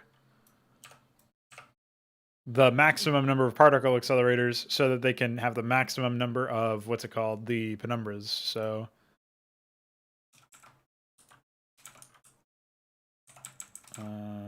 whereas this will be like the air one will be like relatively half of the nanite assemblies will have particle accelerators because they don't need that many phoboses. They're going to spend a lot more of their money on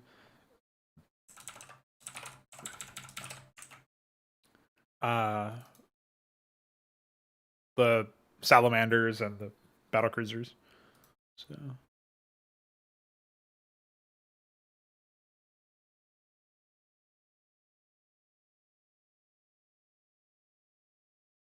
yeah, I feel like that's okay. That works.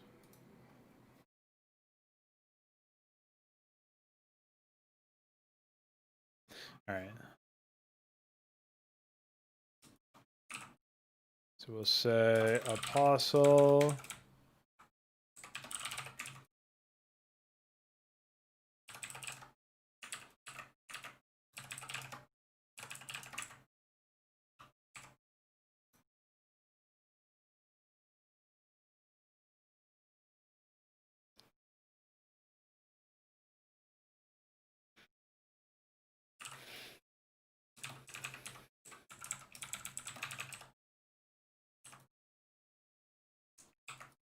Already got Madcap in here, it looks like.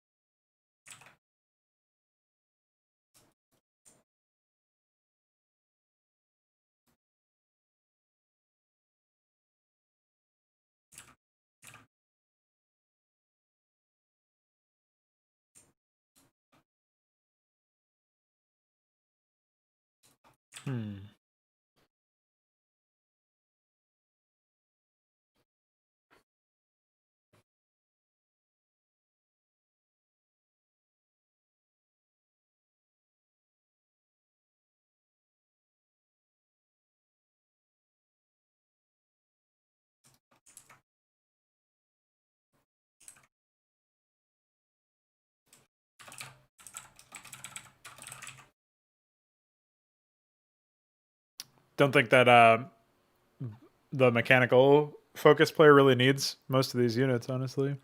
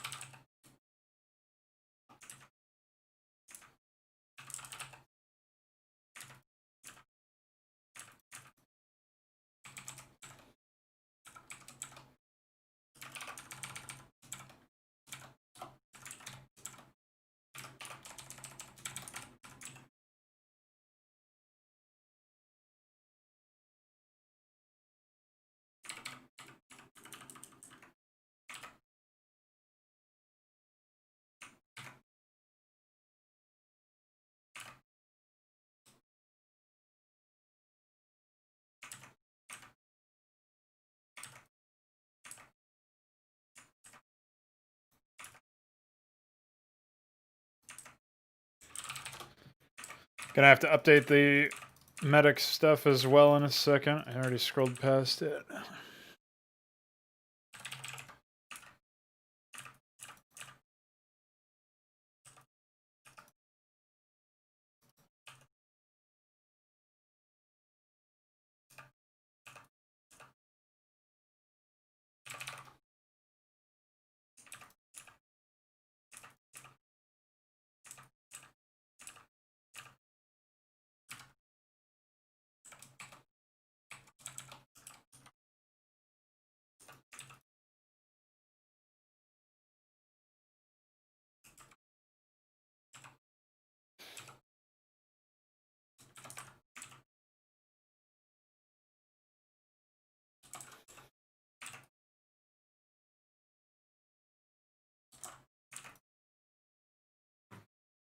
Not sure if those numbers will actually work out very well, but we'll see.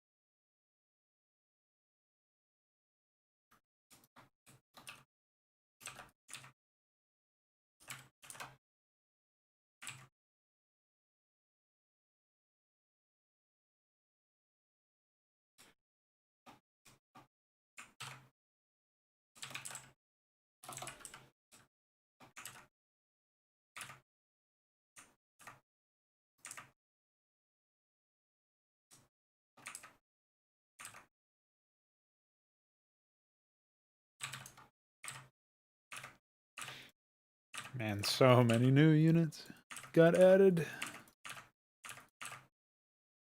Simply unrelenting.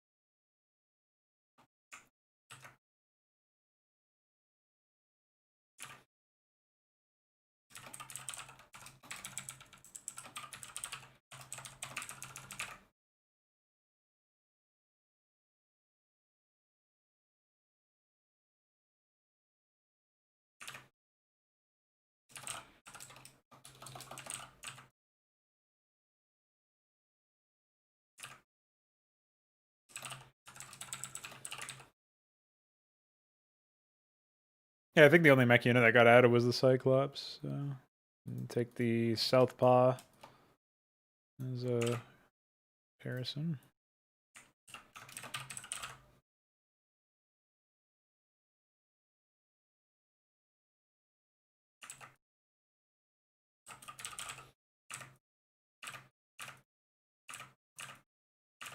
Even after all this, I'm still going to have to take a look at the build orders because some stuff is very different.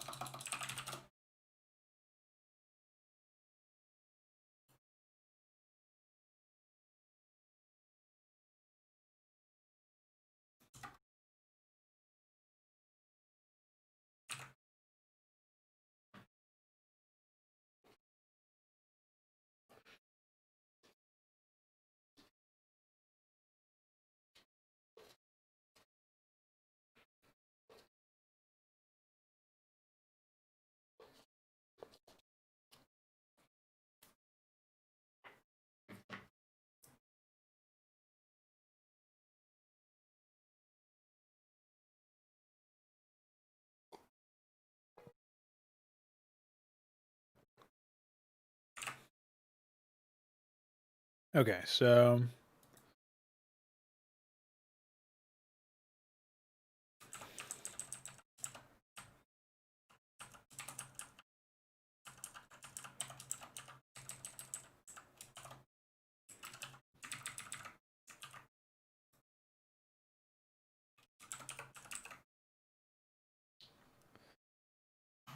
onto the air units now.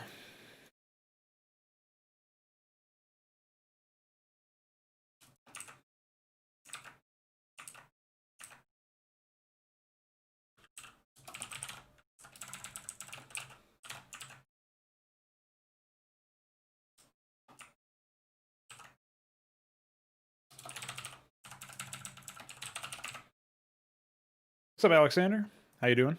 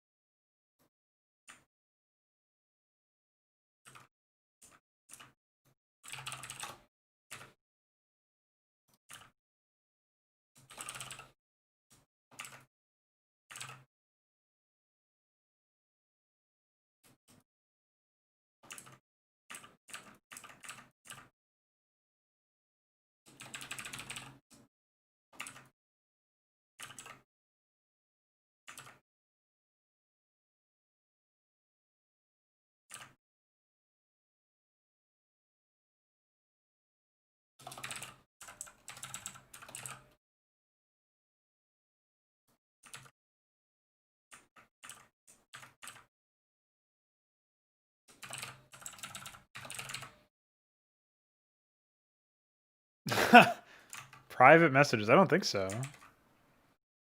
I don't even know how to access those on YouTube, to be honest. If those are even a thing.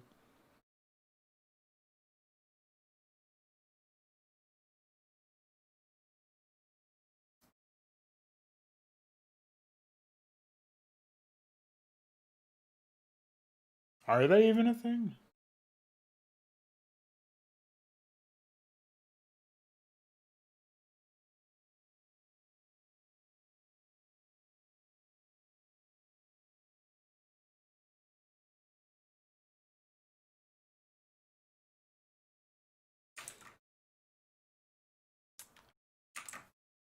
I haven't posted the videos to any Reddits. I actually have not logged into Reddit with this new browser, so I don't even know if this is, I don't remember my password at all, so this will be great.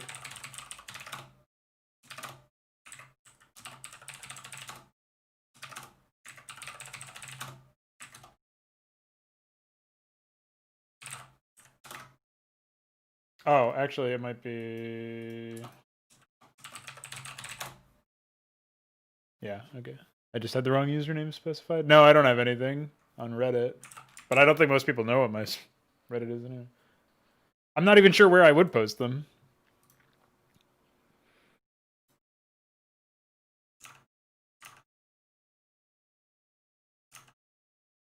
I mean, I can't believe I was about to say that. Even ironically, I could create my own subreddit and post them there. That seems a little crazy.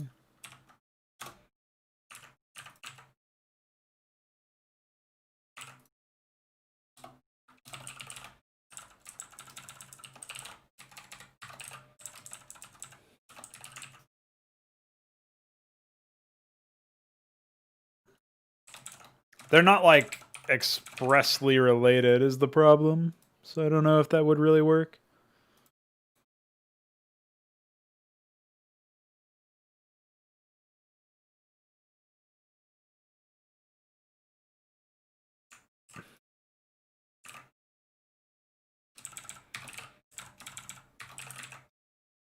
Oh yeah, that's another thing I've got to do.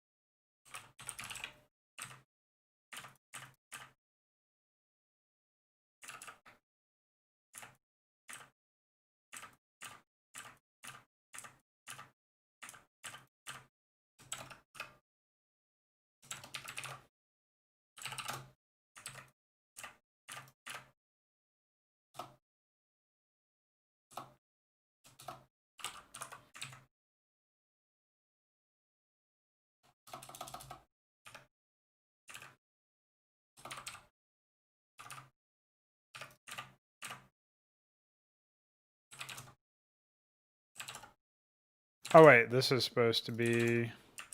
Oh no, never mind. That's correct.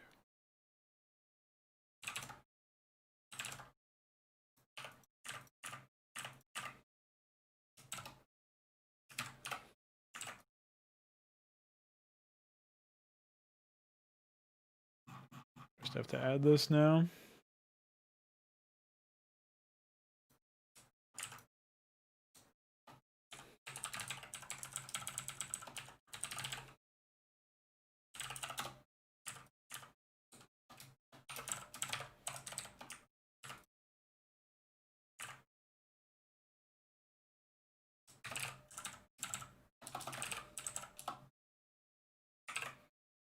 But yeah, how have you been liking him?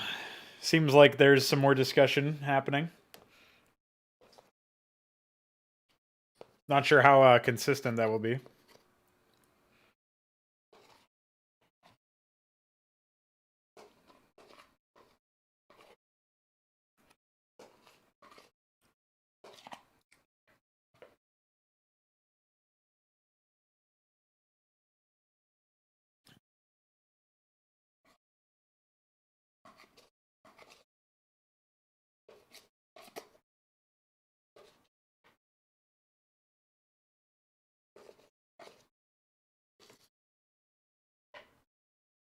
I feel like it's kind of a weird dynamic. The people who already are like these are basically more confirmed or actualized versions of all of the conversations that the community has had for a long time, like the Frauds Club has had for a long time. In some cases, they were spearheaded by me. In other cases, it was just like, oh, this is something that I think about. And like, it's like a crystallization of some of the things that have been discussed on mod streams or fraud nights or just like conversations on the server. And I don't know why, but I feel like it must be as a result of that. Like it's almost like old news for some of the more veteran viewers, and I hope I'm still bringing enough to the table that makes it engaging for them. But I wouldn't be surprised if most of them are just like, you know, I'm just here to look at the comments. Like that's like fair, you know what I mean? It's almost what I would expect in a way.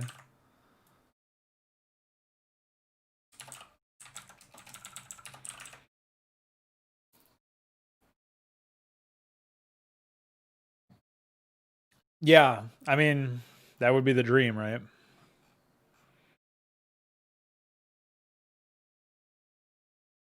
I would love to engage with somebody who actually brings more conversation to the table and even do like some sort of talk show or something like that. But unfortunately, I haven't butted heads with anybody who seems to be like that. Like most of them, like some of these essays are like, okay, like the essay commenters that commented on the most recent one. Like some of those are like, okay, maybe there's some substance to them just on virtue of like, I find it or less likely that there's going to be nothing of substance in a comment that's that long. Because somebody who's bothered to write that comment probably thought about some stuff at least. So there should be something of substance that I can go and like respond to there. And they were willing to comment it out in the first place, right? But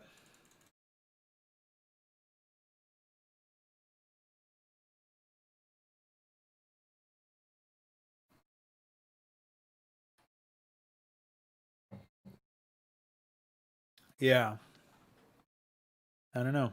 It'll be an interesting one. Wendigo, Gorgon, Phobos, Salamander. The other one that I'm missing is Pegasus.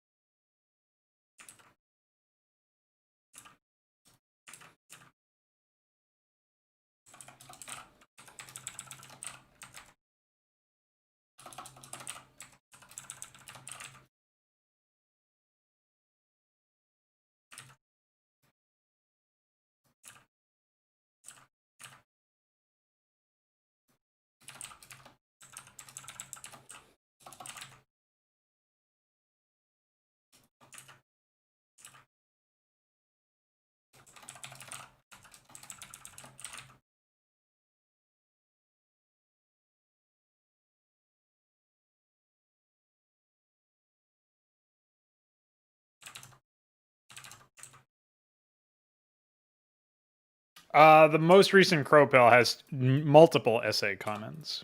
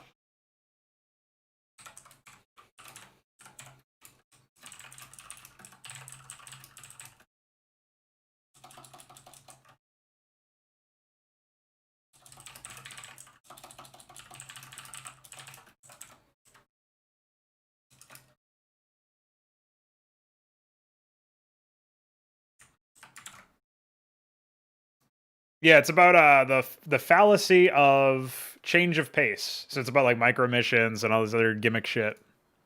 It's really just like breach. A lot of the videos that I've made in the Crowpill series are like broaching a topic rather. It's like, all right, scratching the surface here, and then like someday I'll dive into the ice. You know what I mean? Like there'll be more specific, focused on only single topics that are like subtopics of the main topic. You know what I mean? Still treading lightly for now, I guess, but there's tons of ideas that I have for other things. But yeah, people are certainly engaging in a way that is different than what I'm used to. So that's nice. Sort of like what you were saying earlier. We got Gorgons, we got Wendigos, Salamanders, Phobos. Pegasus again is what I'm missing.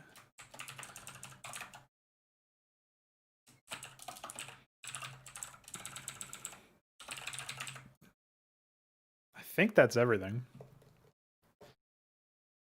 Can't believe I was able to figure all that shit out.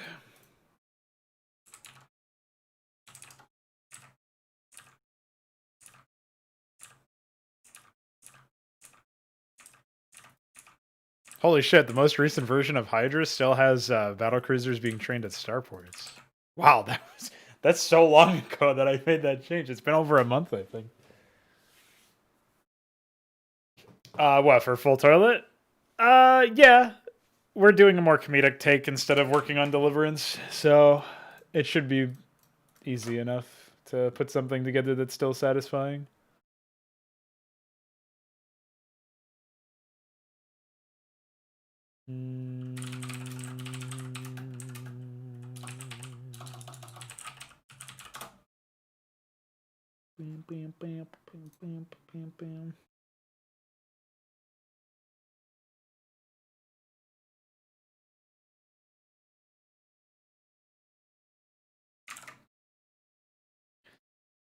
Just saw your comment on the Inconsummate video. I actually still can't believe he deleted the interview. I mean, I did say some stupid shit in there, but it was like, it wasn't offensive shit. It was like, I was talking about how the Bob levels inspired me, and then, you know, I should have actually played the Bob levels before saying that.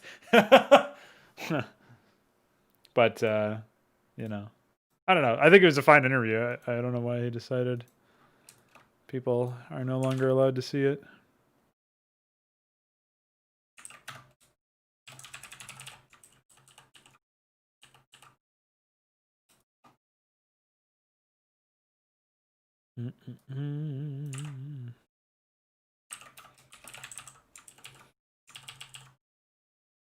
Oh wait, this is not exactly what I was thinking of. Let's say Phobos. That's what I was thinking about.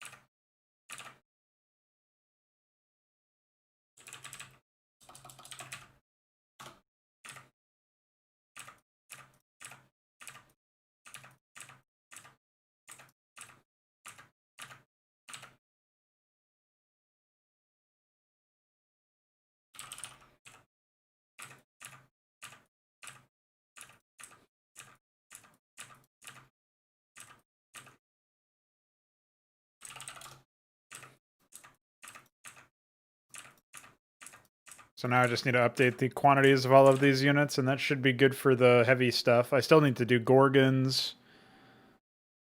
And where's the Wyvern section? Here we go. So this has got to become Gorgon.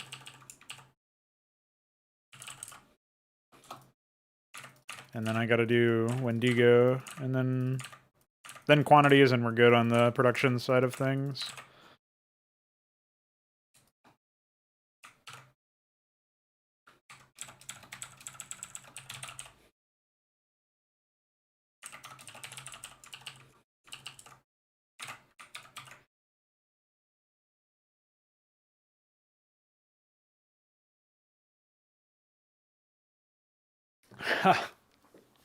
I don't know. I don't remember. I think Bob Levels was like It wasn't micro exclusive. It had some stuff like that, but for the most part, it was.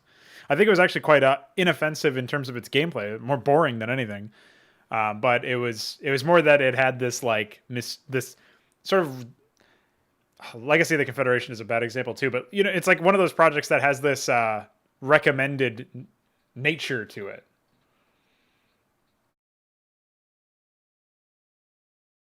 What's going on, Adam?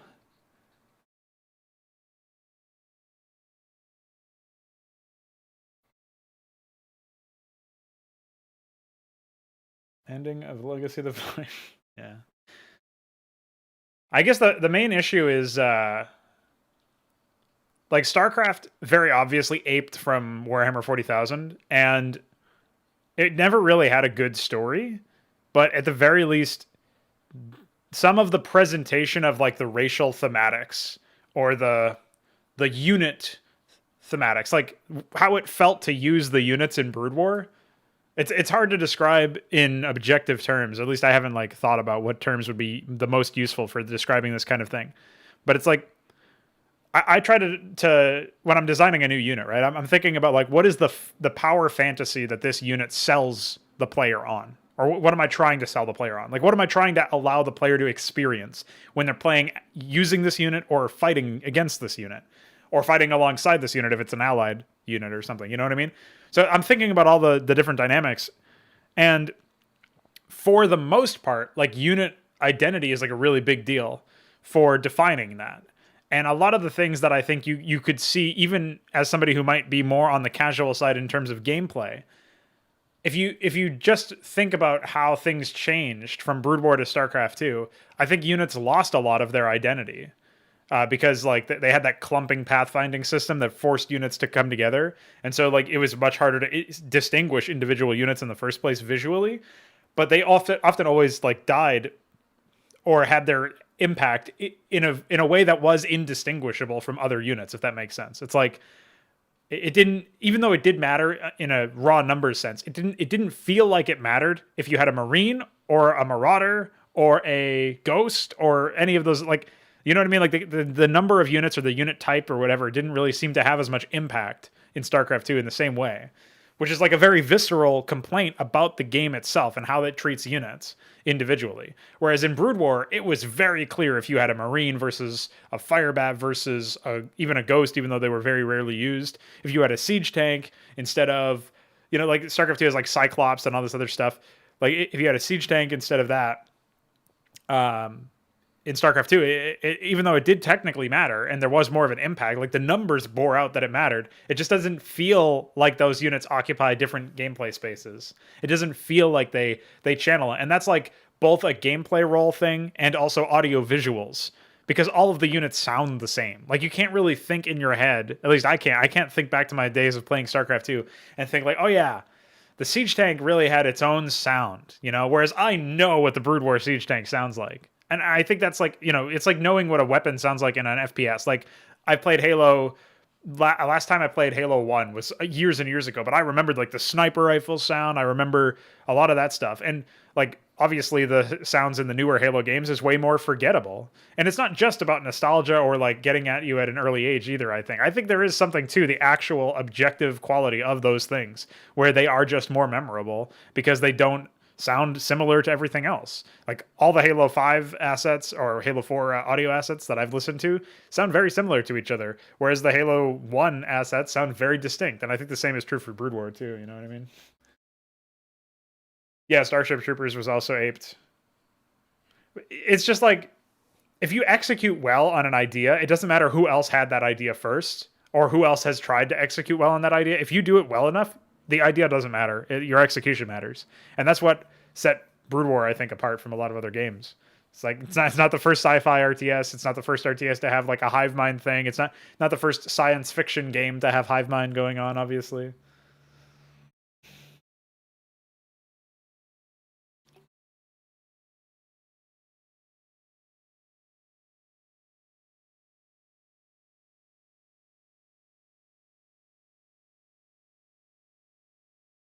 So yeah, I don't know.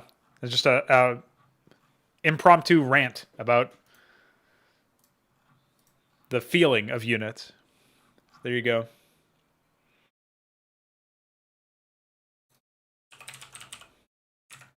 But for sure, there's some problems with like how the story writing also shaped up. Because while Brood War was never really that great, it was actually quite bad. It still felt a lot better to look at, and like the story was not quite as insulting to the intelligence of the audience, I guess is one way to put it. All right, we're gonna do like 2.25 here.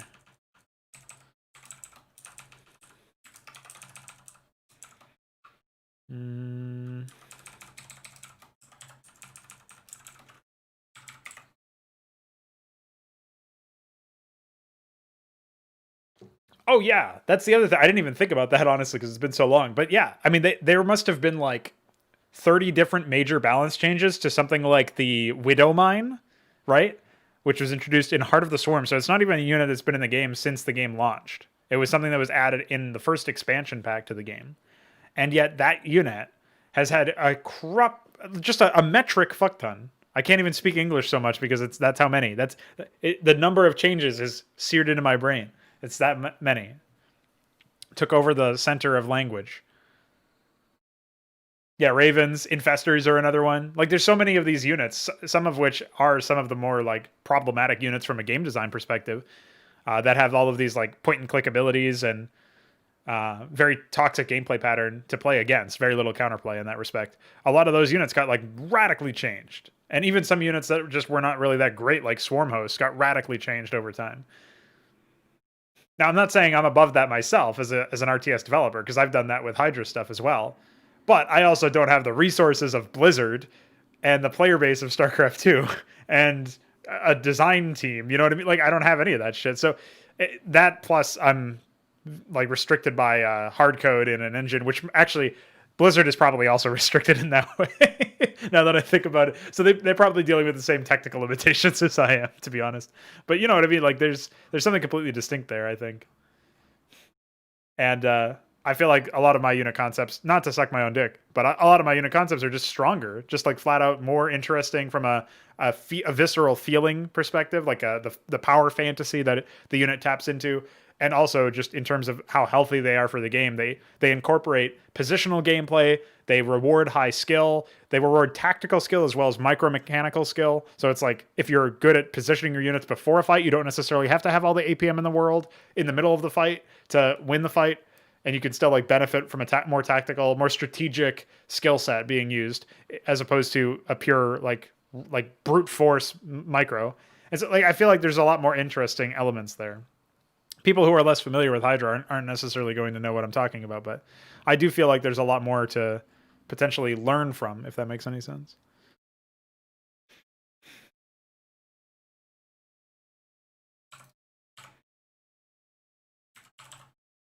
And I don't know. I just feel like so many of the units in StarCraft 2 are boring. Even the new ones like Stalkers have that cooldown on Blink. And it just feels like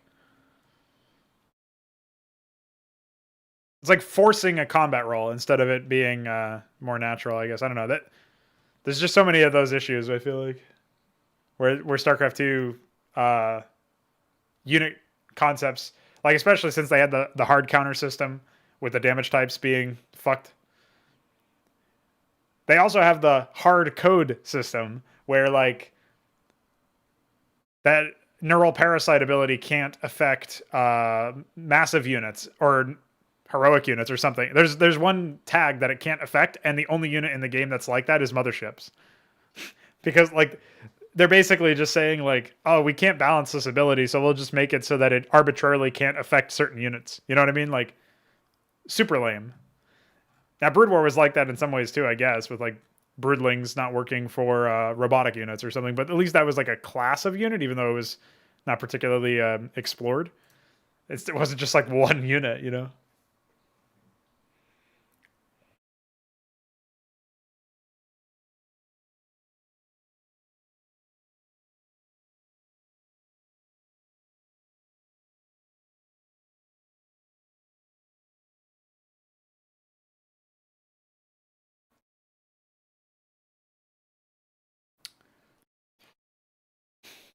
Well, I don't think I'll be that interested. I've already sort of gotten to the point where I'm more interested in working on my own campaigns than a remake of Blizzard's campaigns, especially when we have our new engine with our new, like, all the different races. Like, remember, I'm planning on having like 10 races with 100 units each or something like that. Like, as rough numbers. Again, I don't know if that's going to be the case. And then that's not counting buildings, obviously.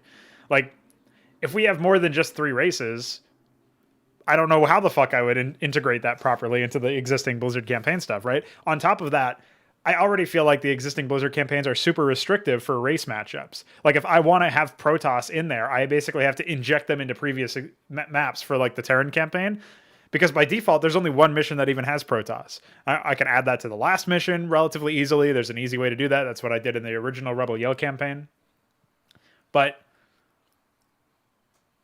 oh, okay, you're talking about that. Okay. Yeah, I'm not sure. I mean, I definitely want to, like, a part of me does want to remake in Consummate, but the problem is that unless I really depreciate the scale, like take a step back scale wise from what the project was originally going to be, or what the most recent remake was going to be. Like, I've got plans for, I don't know if I have this listed somewhere. I wanted the new version of To Free the Beast to be bigger than the maximum map size, and I wanted it how do you describe it? Like, I wanted there to be like no limits to like the cannot create more unit limit, right? Like, that one is a really big one. I would need to get rid of that.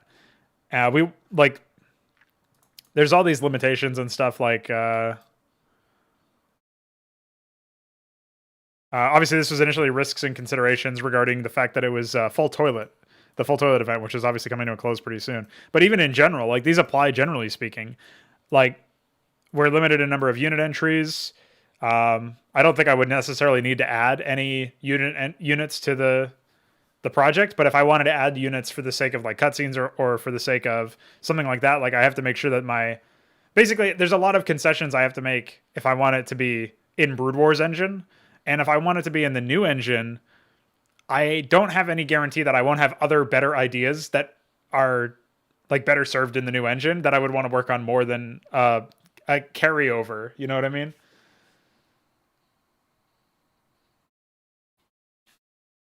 Like, even at the moderate scale increase that I planned for the remake of Inconsummate, where is it? Like, even when you're dealing with like these numbers of sizes, like the map sizes being as small as they ended up being in some of these examples, like, a big part of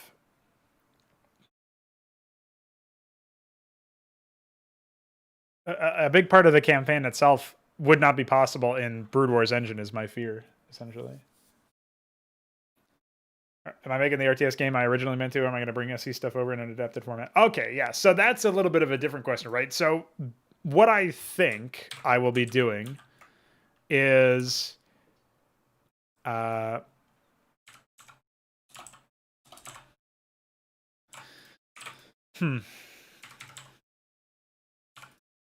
Okay, so what I'm probably going to be doing is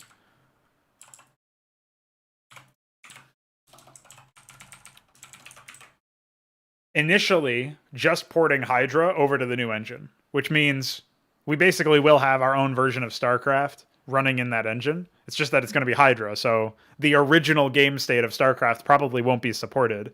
Like, the tools will be there if somebody else wants to do it, but that's not really in my personal interest. So the default game state will probably start out being HYDRA. And once we are at the point where we have HYDRA in there, that will be the point where we can decide when do we want to start development of our own RTS. And maybe that development starts in the middle of HYDRA's porting. And so, like, in the process of porting HYDRA over, we might just start removing StarCraft-related things. Like, the Terrans will be called something else, the Zerg will transform, the Protoss will transform, and then we'll have like new races. Maybe that's what happens. I don't really know for sure, but But yeah, you're right in that the new RTS would have to be a different game than whatever HYDRA ends up being in the new engine. And the initial goal is just to get HYDRA into the new engine and then say, like, okay, we've got a stable build of HYDRA that we can all play on Fraud Night or whatever. And we can essentially, like, I can make small tweaks to that, and people, myself included, can make campaigns using that game state, maybe including in consummate, whatever. And that will essentially be an updated platform for Starcraft themed custom content to exist while we work on our own RTS that will use the same engine. That might be a better, more stable long-term plan, but it really depends on how long it takes for the new engine to get operational, because during that time, I am very likely going to be thinking about starting to adapt the HYDRA races and the unit ideas that I've had in HYDRA over into the new RTS format and stuff like that, you know what I mean? So we'll have to wait and see, really. But the current plan is to basically create 2 different games, sort of like what you were alluding to.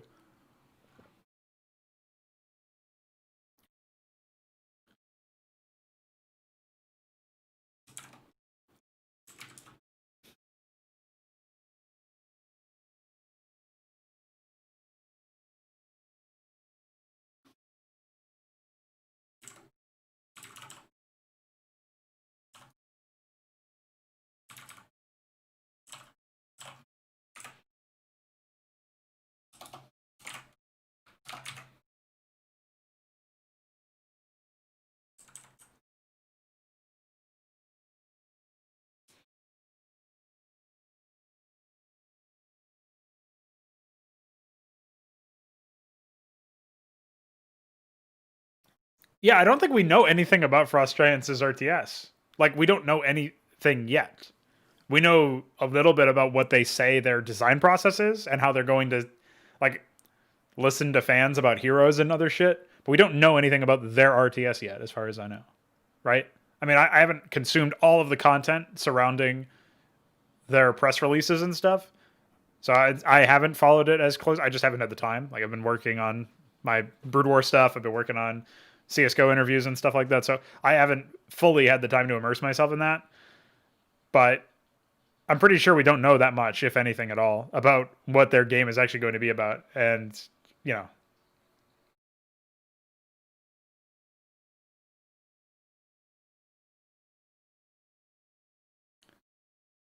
Yeah, I think HYDRA will be a gray box for the new RTS game state to some degree.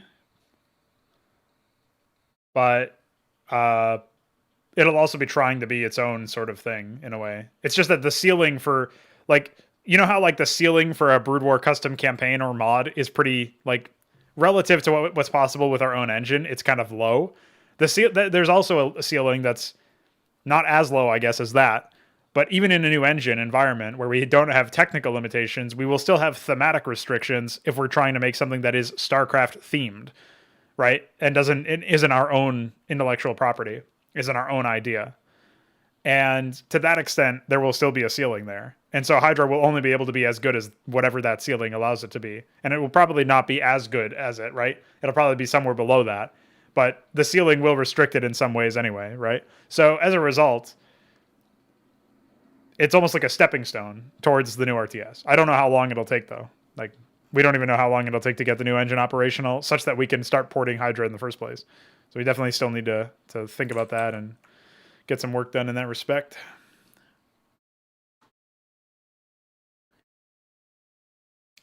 Right, Adam. Like, one of the biggest things that rubs me the wrong way is the fact that it's like the mantra is.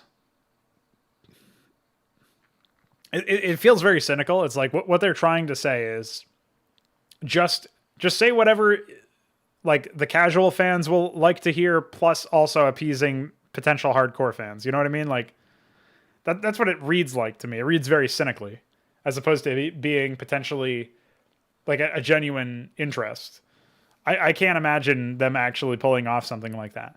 Like, one of the I don't know if it was them. I can't remember where this example comes from, but something that, like, AutoCast in Warcraft 3, they called it, like, opt-in complexity or something like that. And again, I don't know if this is Frost Giant calling it this, or if it was just some other discussion.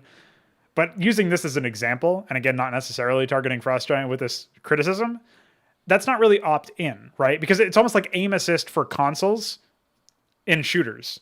It's like even if you could turn that off, you're at a disadvantage if you do that, right? Now, to what extent it's a disadvantage, you could be argued. Maybe somebody plays better if they always know. Like I'm not used to aim assist at all. So if I play with aim assist, I'll probably miss shots because I'll be like overcompensating for the aim assist because I'll be like, oh, why am I snapping to this target when I intended to shoot over here or something like that? You know what I mean? Like it might fuck me up as a more PC FPS player. Whereas aim assist might be more comfortable with somebody who's more used to it, right? The same way autocast might fuck you up by automatically picking a suboptimal target. So you turn it off so that you can target it manually. Like there's arguments to be made either way. But if it's a feature that automates an action or makes something easier and you opt out of it, in the cases where it would be better to use the autocast feature, you are putting yourself at a disadvantage, which nobody in their right mind is going to do if they're competitively minded. Even if they don't like the gameplay pattern of whatever it is when it's automated, they're still going to opt into it being automated. So it doesn't read properly. Like it just defeats itself when you make that statement. You know what I mean? Like you really, realistically speaking, you cannot have opt-in complexity in that way.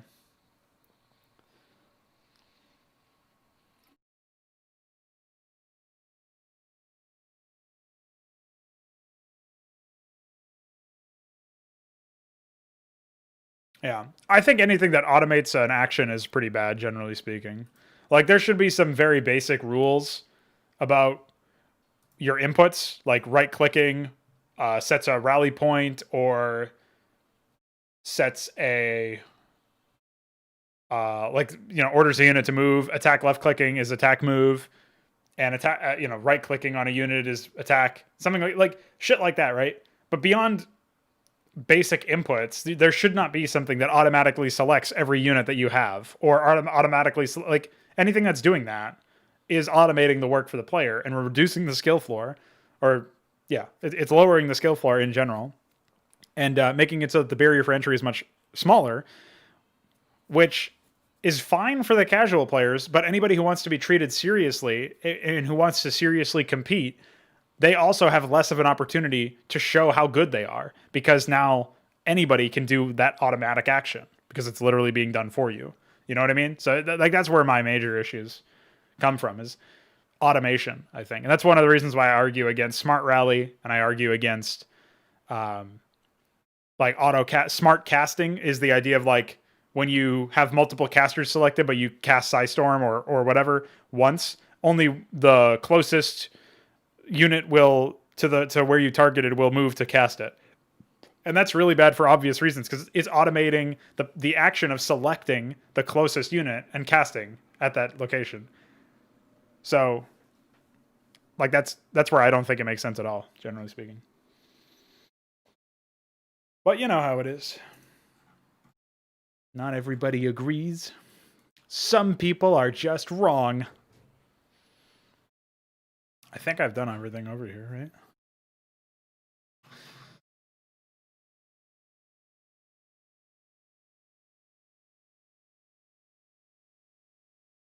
Uh-oh.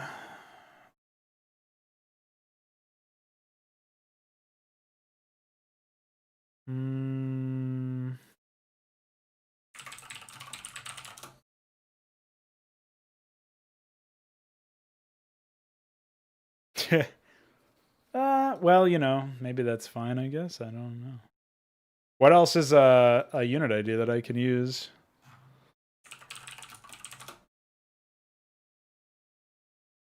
I think flag is used. I've got to jump into here, I guess. Oh yeah, flag is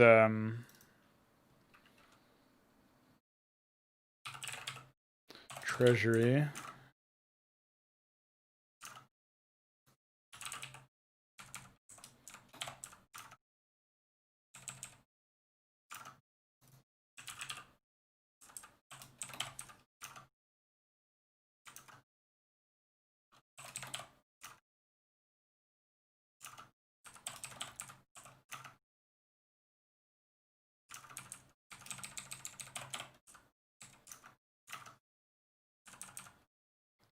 Okay.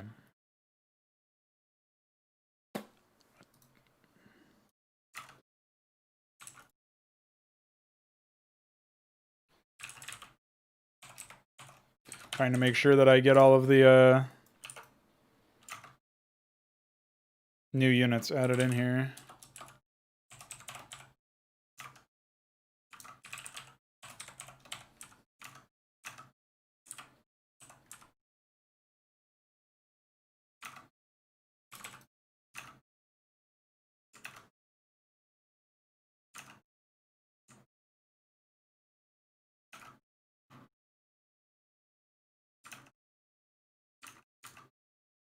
Okay, I think we got everything.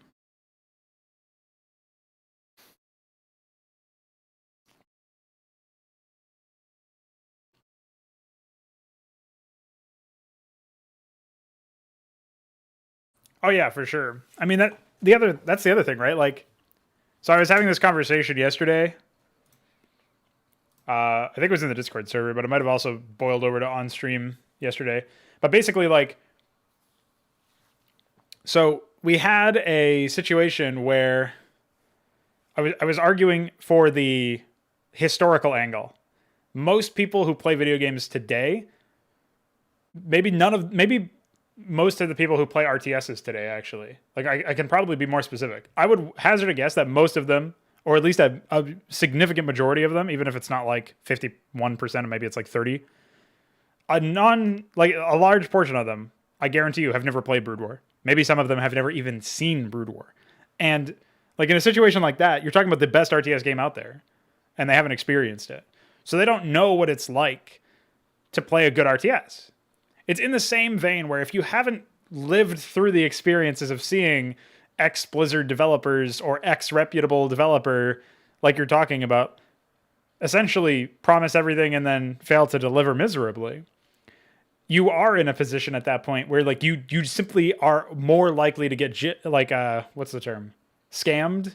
You're going to be had, you know, like the marketing works if you don't know what's going on, like if you're not able to study the trends. So I think a lot of people just don't, like, they haven't experienced anything like that. They just haven't experienced better content. So they don't have a frame of reference. Just like they haven't experienced being scammed by all of these companies. Or, well, they probably have, but maybe they don't recognize it. You know what I mean? Maybe they don't know about it. And that's like a main issue, I think.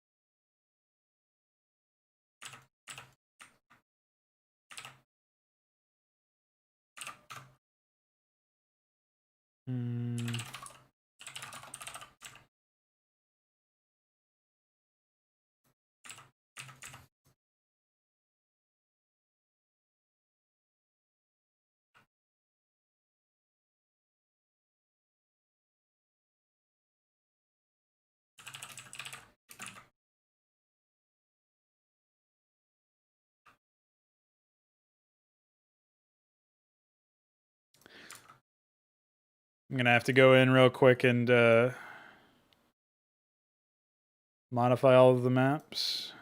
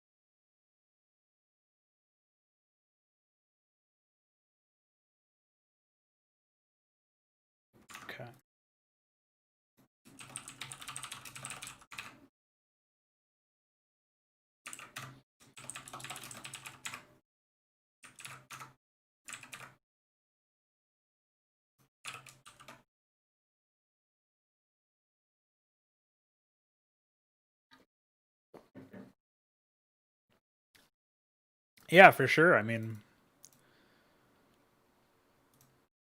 it's almost painful to have to say it in the first place, I guess, is my issue. You know what I mean?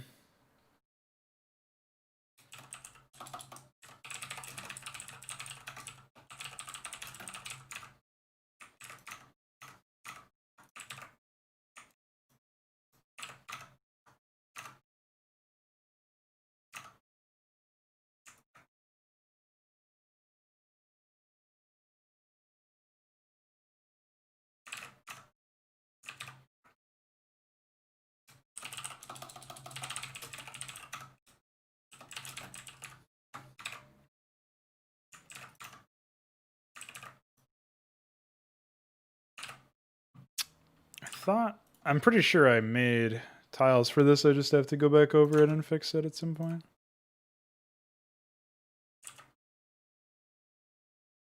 Like, what are the latest tiles that I put together for this?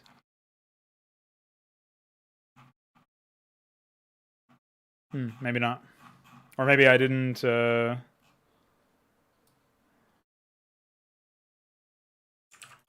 here they are.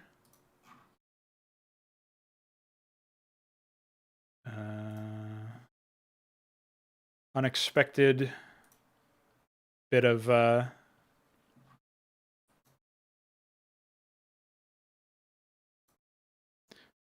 Wait, did I already do this in another... Maybe in my own local map files?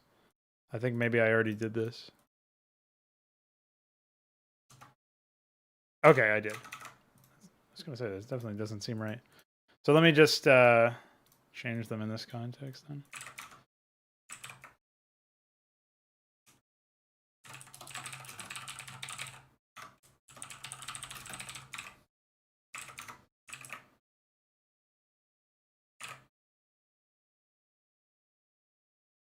Some of the more challenging parts of HYDRA. Well, I'm working on the AI right now, which is mostly just menial in some ways. So that'll be done eventually. That'll be done probably. I'll probably be done with the Terrans before the end of today, or at least like done with the first pass, and then I can go over and tweak stuff. But mostly, I'm just like taking the existing AI that I already wrote a while ago and adding in all of the use cases for the new units and structures. So I think the biggest challenge is far, like, well, not far into the future, but it's like making the new engine that we're going to be using. I was discussing that a little bit earlier. Aside from that, I guess maybe a lot of the user interface stuff, or like the final stretch of polishing everything off, is like I still have a lot of production to go for doing all the custom voice acting that we're going to need, assembling all the custom audio, and then there's going to be like the slow drip of custom art assets that are going to come in. Anything in the red over here is stuff we want to implement before we're done with the engine, before we're done with Brood Wars engine, and then like, well, we're going to go and make our own engine, obviously, for anything that you see in blue. But anything you see here that's in red is going to be, in theory, should be at least explored, if not actually implemented, in this more limited engine environment. Oh yeah, I forgot about that.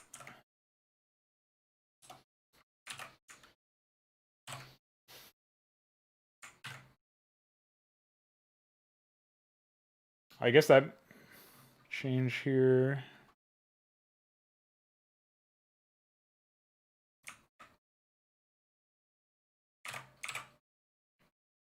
Okay.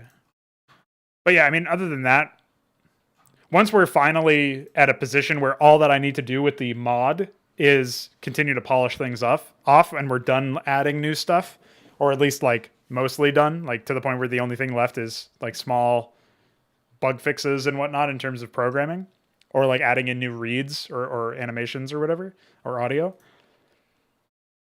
I have a pretty strong feeling that we're going to be able to like comfortably move on to just making content using the game state. Like while I work on the engine, while the engine is worked on, because I'm not the only one working on it, myself and other people will be capable of popping in and working on some different kinds of content, like campaign levels or whatever, melee maps, that sort of thing.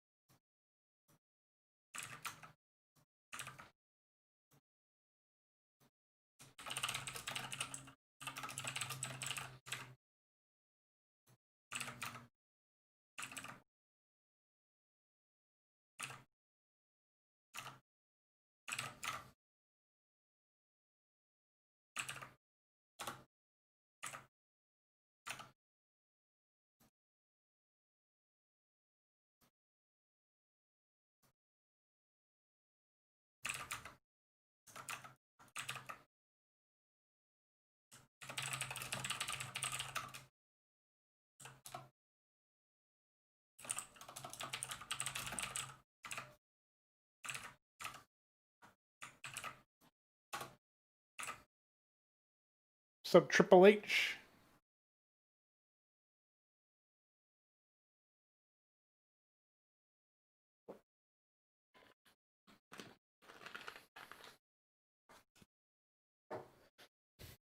From what I've seen, there is this constant cat and mouse situation.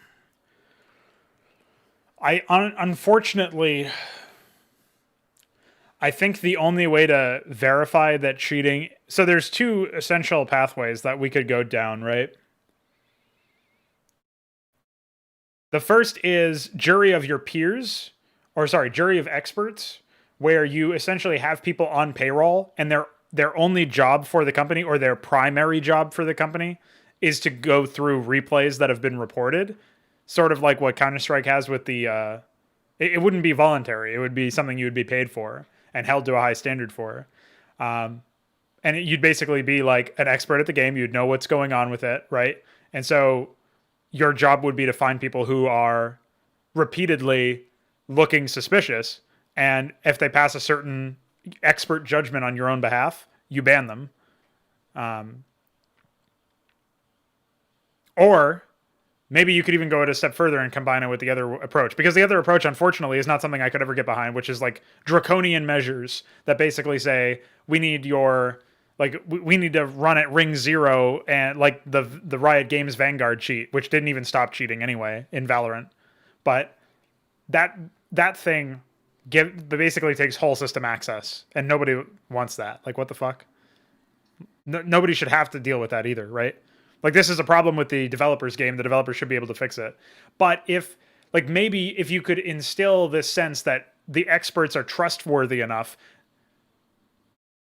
you might be able to appeal any ban that they give you by installing some sort of software that in a way could act as a rootkit. But like, again, you need to be really trustworthy with this. This is like the benevolent dictator stuff, right? Like, you don't want to give people the opportunity to abuse this sort of thing if possible, because the ways that you could abuse it are legion, and you really just don't want that kind of conflict of interest to even exist, right?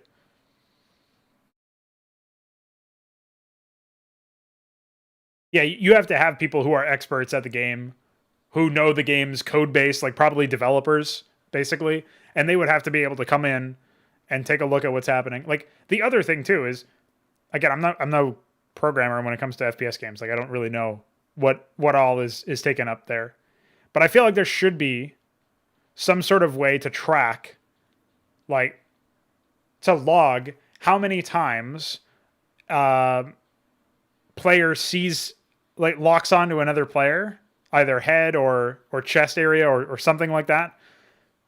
How many times they lock onto them without seeing them, without actually having vision of them, right? Like, if we can detect that it's happening across a bunch of different maps in a bunch of different games, multiple times per game or something like that, like, at that point you just get fucking banned. Or like, you know, like, you're escalated to somebody who reviews the footage is really what should happen, obviously. But like, that's a situation where, like, if this happens so many times over and over again, then that's something that should be taken care of. Like, there's probably got to be some programmatical way that you can at least flag people as suspicious and then manually review the footage. Like, I think all bans should be manual, but there's ways for you to like automatically report people based on the programming side of things. And then on top of that, you could report somebody anyway, right?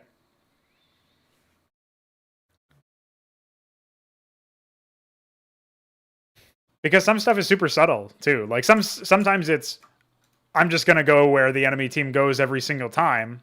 Like I'm gonna go to B side on CS:GO on Mirage. I'm gonna go B when they go B, and I'm gonna go A when they go A, and I'm gonna like lurk mid when they're going like a slow mid player. You know what I mean? Like an AI system might not always be able to catch that. And also you've got to account for people who maybe just have luck associated with them. You know what I mean? So I don't know. That's one of those things that feels really different, I guess.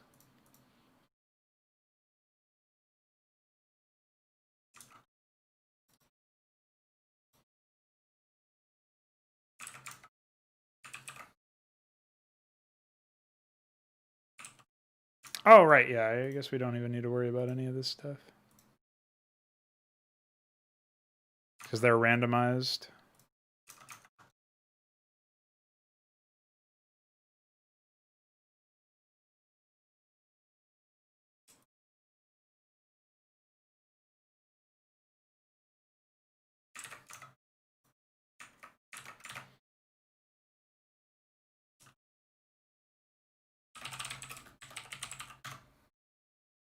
Oh, okay. Yeah, I mean, no, I mean I've played against cheaters before too, and the idea that you're just gonna aim lock or whatever is, it's never fun, right? To be on the receiving end of that. I think one thing that did incentivize it in CS a little bit more now is the fact that you don't have to pay. I do think it's an overblown concern, generally speaking, but it definitely contributes. So one thing that could happen is that maybe you have to pay for the game. Like, I guess that is against some people's business models or whatever, because then they can't like push microtransactions to the same degree. But it's something that I think would be worth looking at as one option.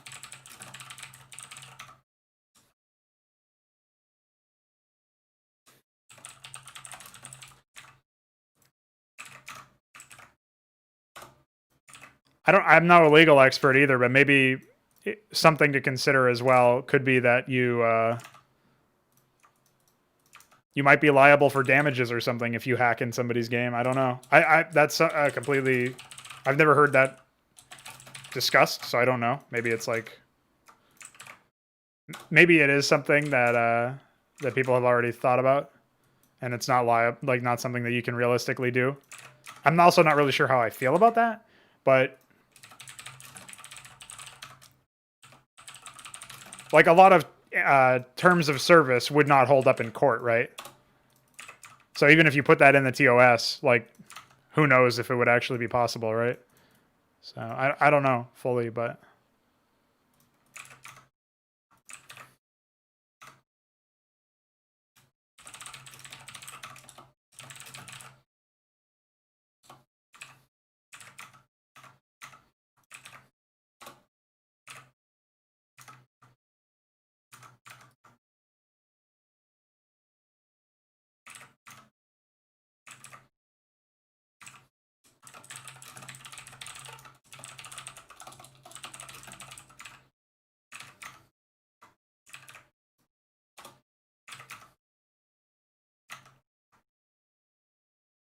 a lot of it is about disincentivizing people as well, and not like,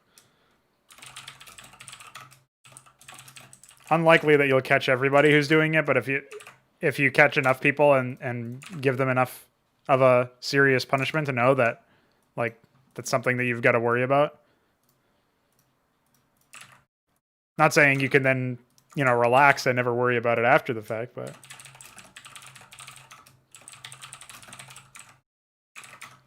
might work to some extent, psychologically speaking. All right, I think I'm done fucking around with everything.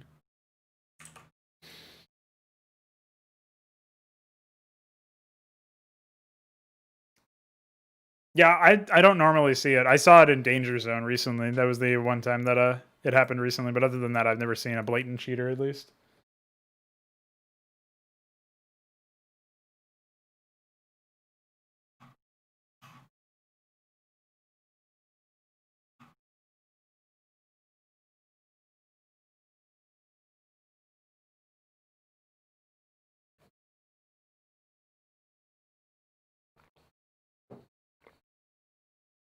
I have no idea about the whole riot angle. They didn't stop. There were day one sheets available for that game. Apparently, the Vanguard itself has that level of invasive nature to it, but was also classed as a skeleton. Like Riot themselves said, right now it's just a skeleton, and we aim to add to it as time goes on.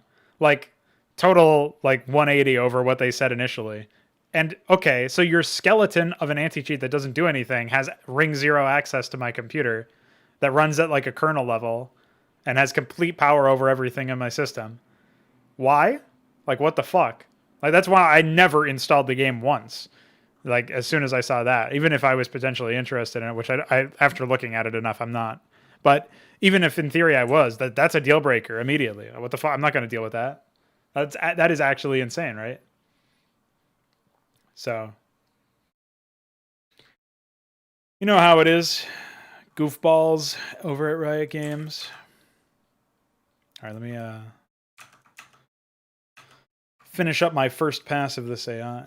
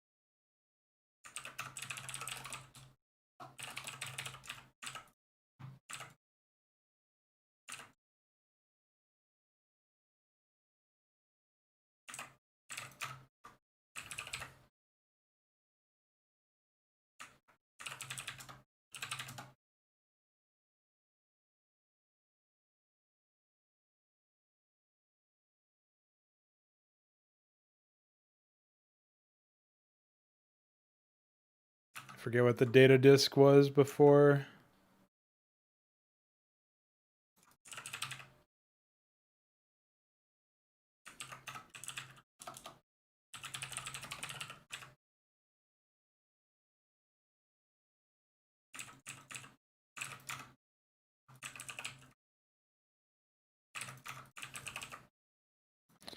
Just more issues we wouldn't have if we didn't have the limitations of unit IDs.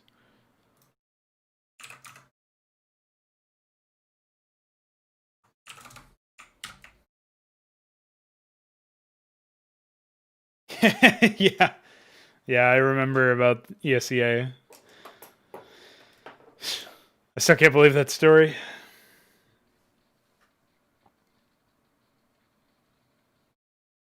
Oh yeah, I don't even think it sounds conspiratorial to suggest that a Chinese-backed company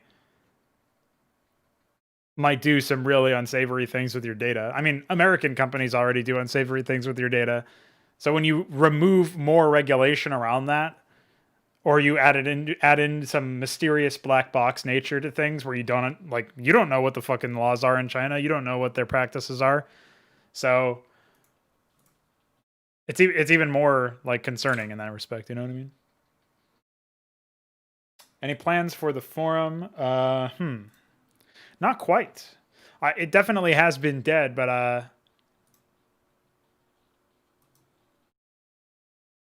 I don't know what would really revive it in that way, you know what I mean?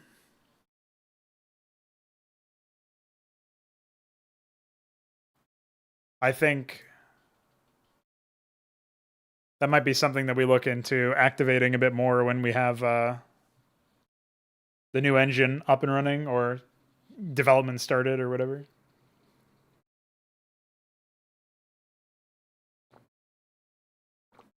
Forums in general are not very busy these days, unless they already had an active community. So starting a new one is a little difficult, right?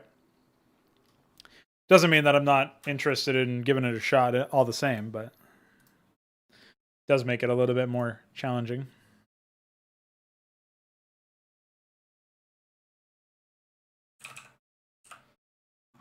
Wonder if we can oh,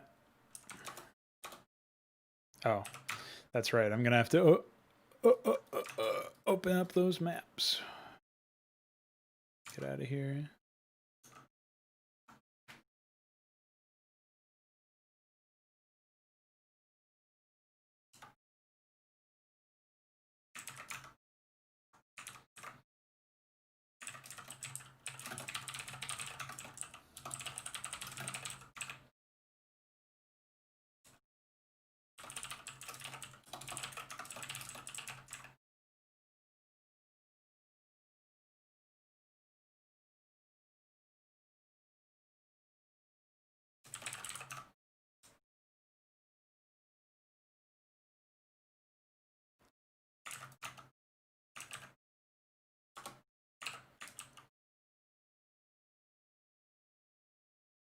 I think this quarry thing was yeah, that's the it used to be temple. So there should be start location now.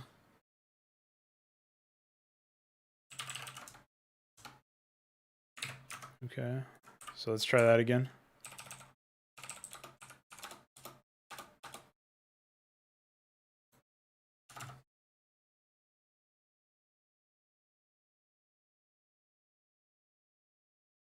Oh yeah, for sure. That's something that I could easily do.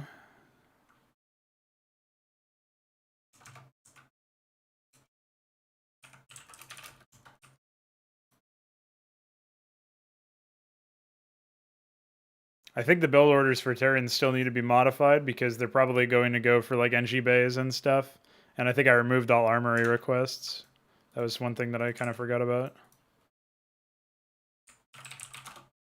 Oh, never mind. Armories are here. Our academies here? Okay, academies are gone. Drydocs are gone. Okay, maybe not. Maybe it's fine.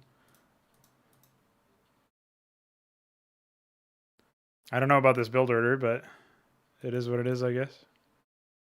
Zerglings, Zerg here.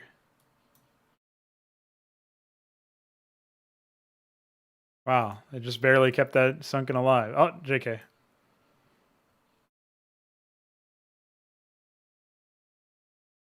Aha, the mech switch. Meanwhile, what are drones? I don't have any. Eviscerated. Pumped full of lead. Dude, he's got a lot of sunkens in his main, though. Watch out.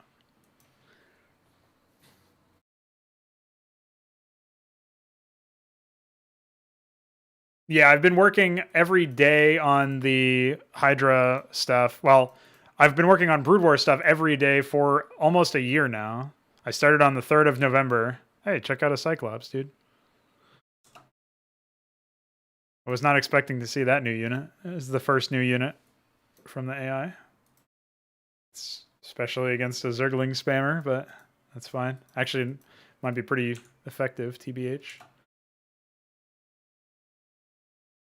But yeah, I've been working on it pretty consistently. The Crowpill stuff is, so far it's been daily. I'm not sure if that will ever change. Oh no, what is focus fire? Oh, medics! Oh, never mind. Some Zerglings are here. Hi. Oh, okay. They ran out of energy.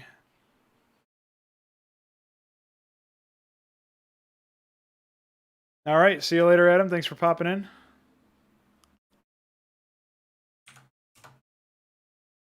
Get those medics.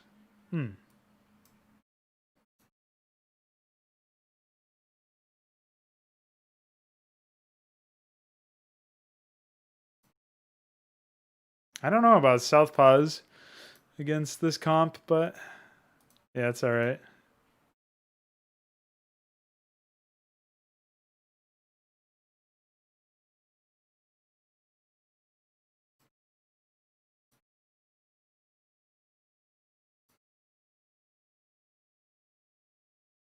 Will this be the attack that wins? Probably not, but the next one will. Almost certainly. Oh, I heard a liftoff. Yes. Very important liftoff. Oh, never mind. This attack might do it. Well, actually, they just fell into some other units, I guess. What a goofball.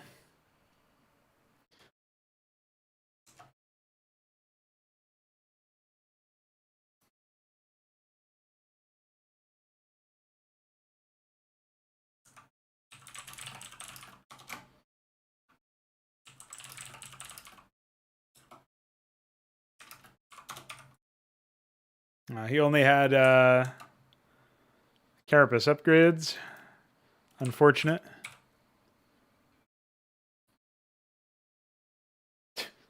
Yeah, I definitely don't think this changelog here.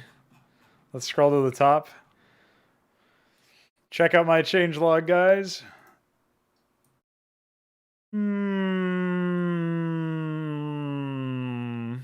Okay. Reasonable changelog. I don't think that will fit in a Discord message.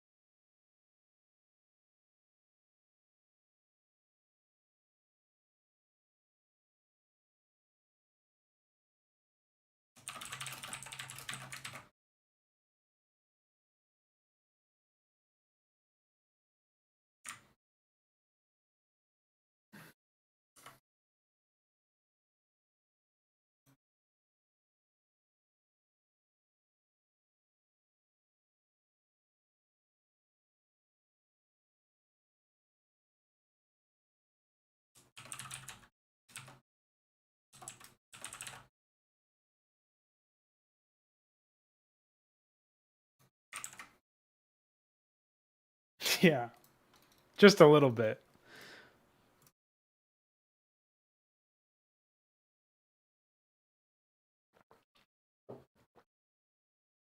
Well, I guess the downside to that approach is that they need to be members of the forum, even if they're members of the Discord server. But there's also the GitLab mirror or whatever. It's just that if you want to discuss it in a more long form nature, you can take a look at the forum thread. And if you want more immediate changes, you can take a look elsewhere.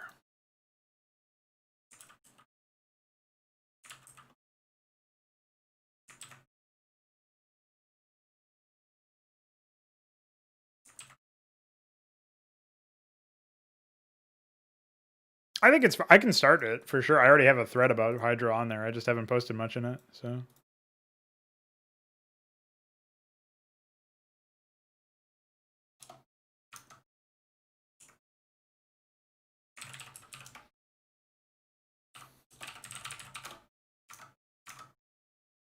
I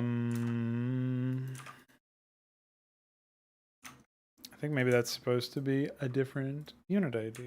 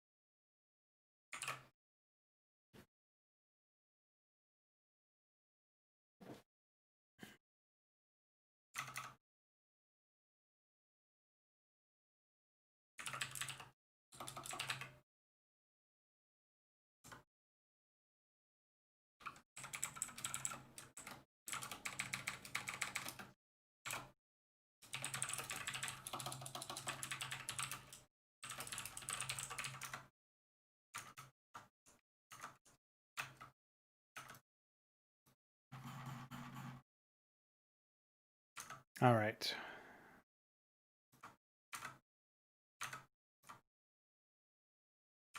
I'm not really sure what else there is to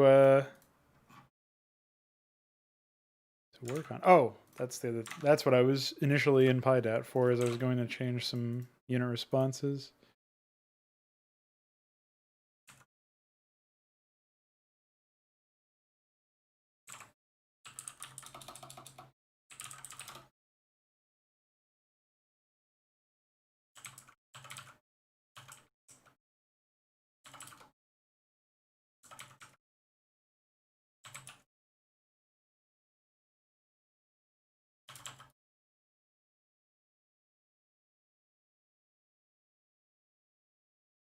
And then the bar guest is another one that I need to change.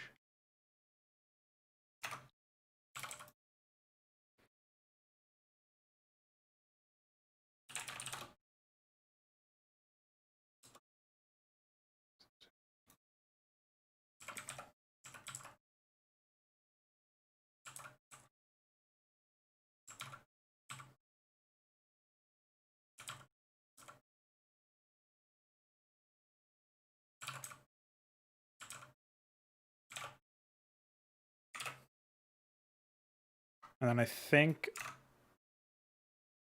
oh yeah, this guy needs the Archon portrait. Classic. Forgot about that.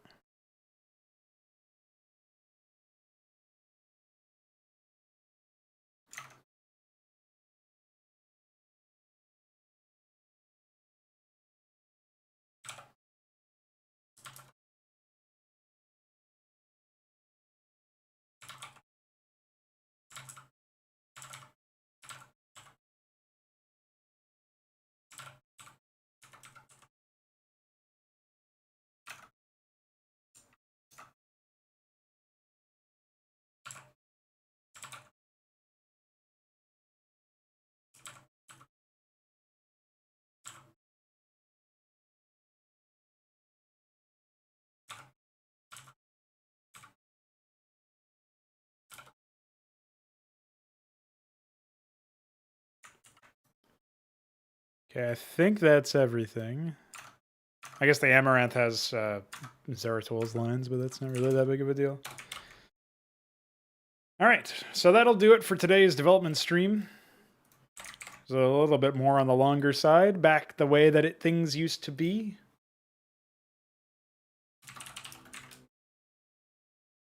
Placeholder.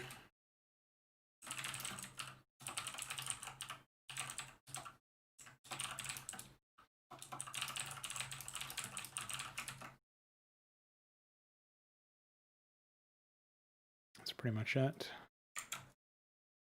And yeah, looking forward to another day of this tomorrow. At some point later on today, after I get back from my walk, I'll probably record some more Inconsummate stuff. Aside from that, Corpel tomorrow, stream tomorrow. See you guys then. Thanks for hanging.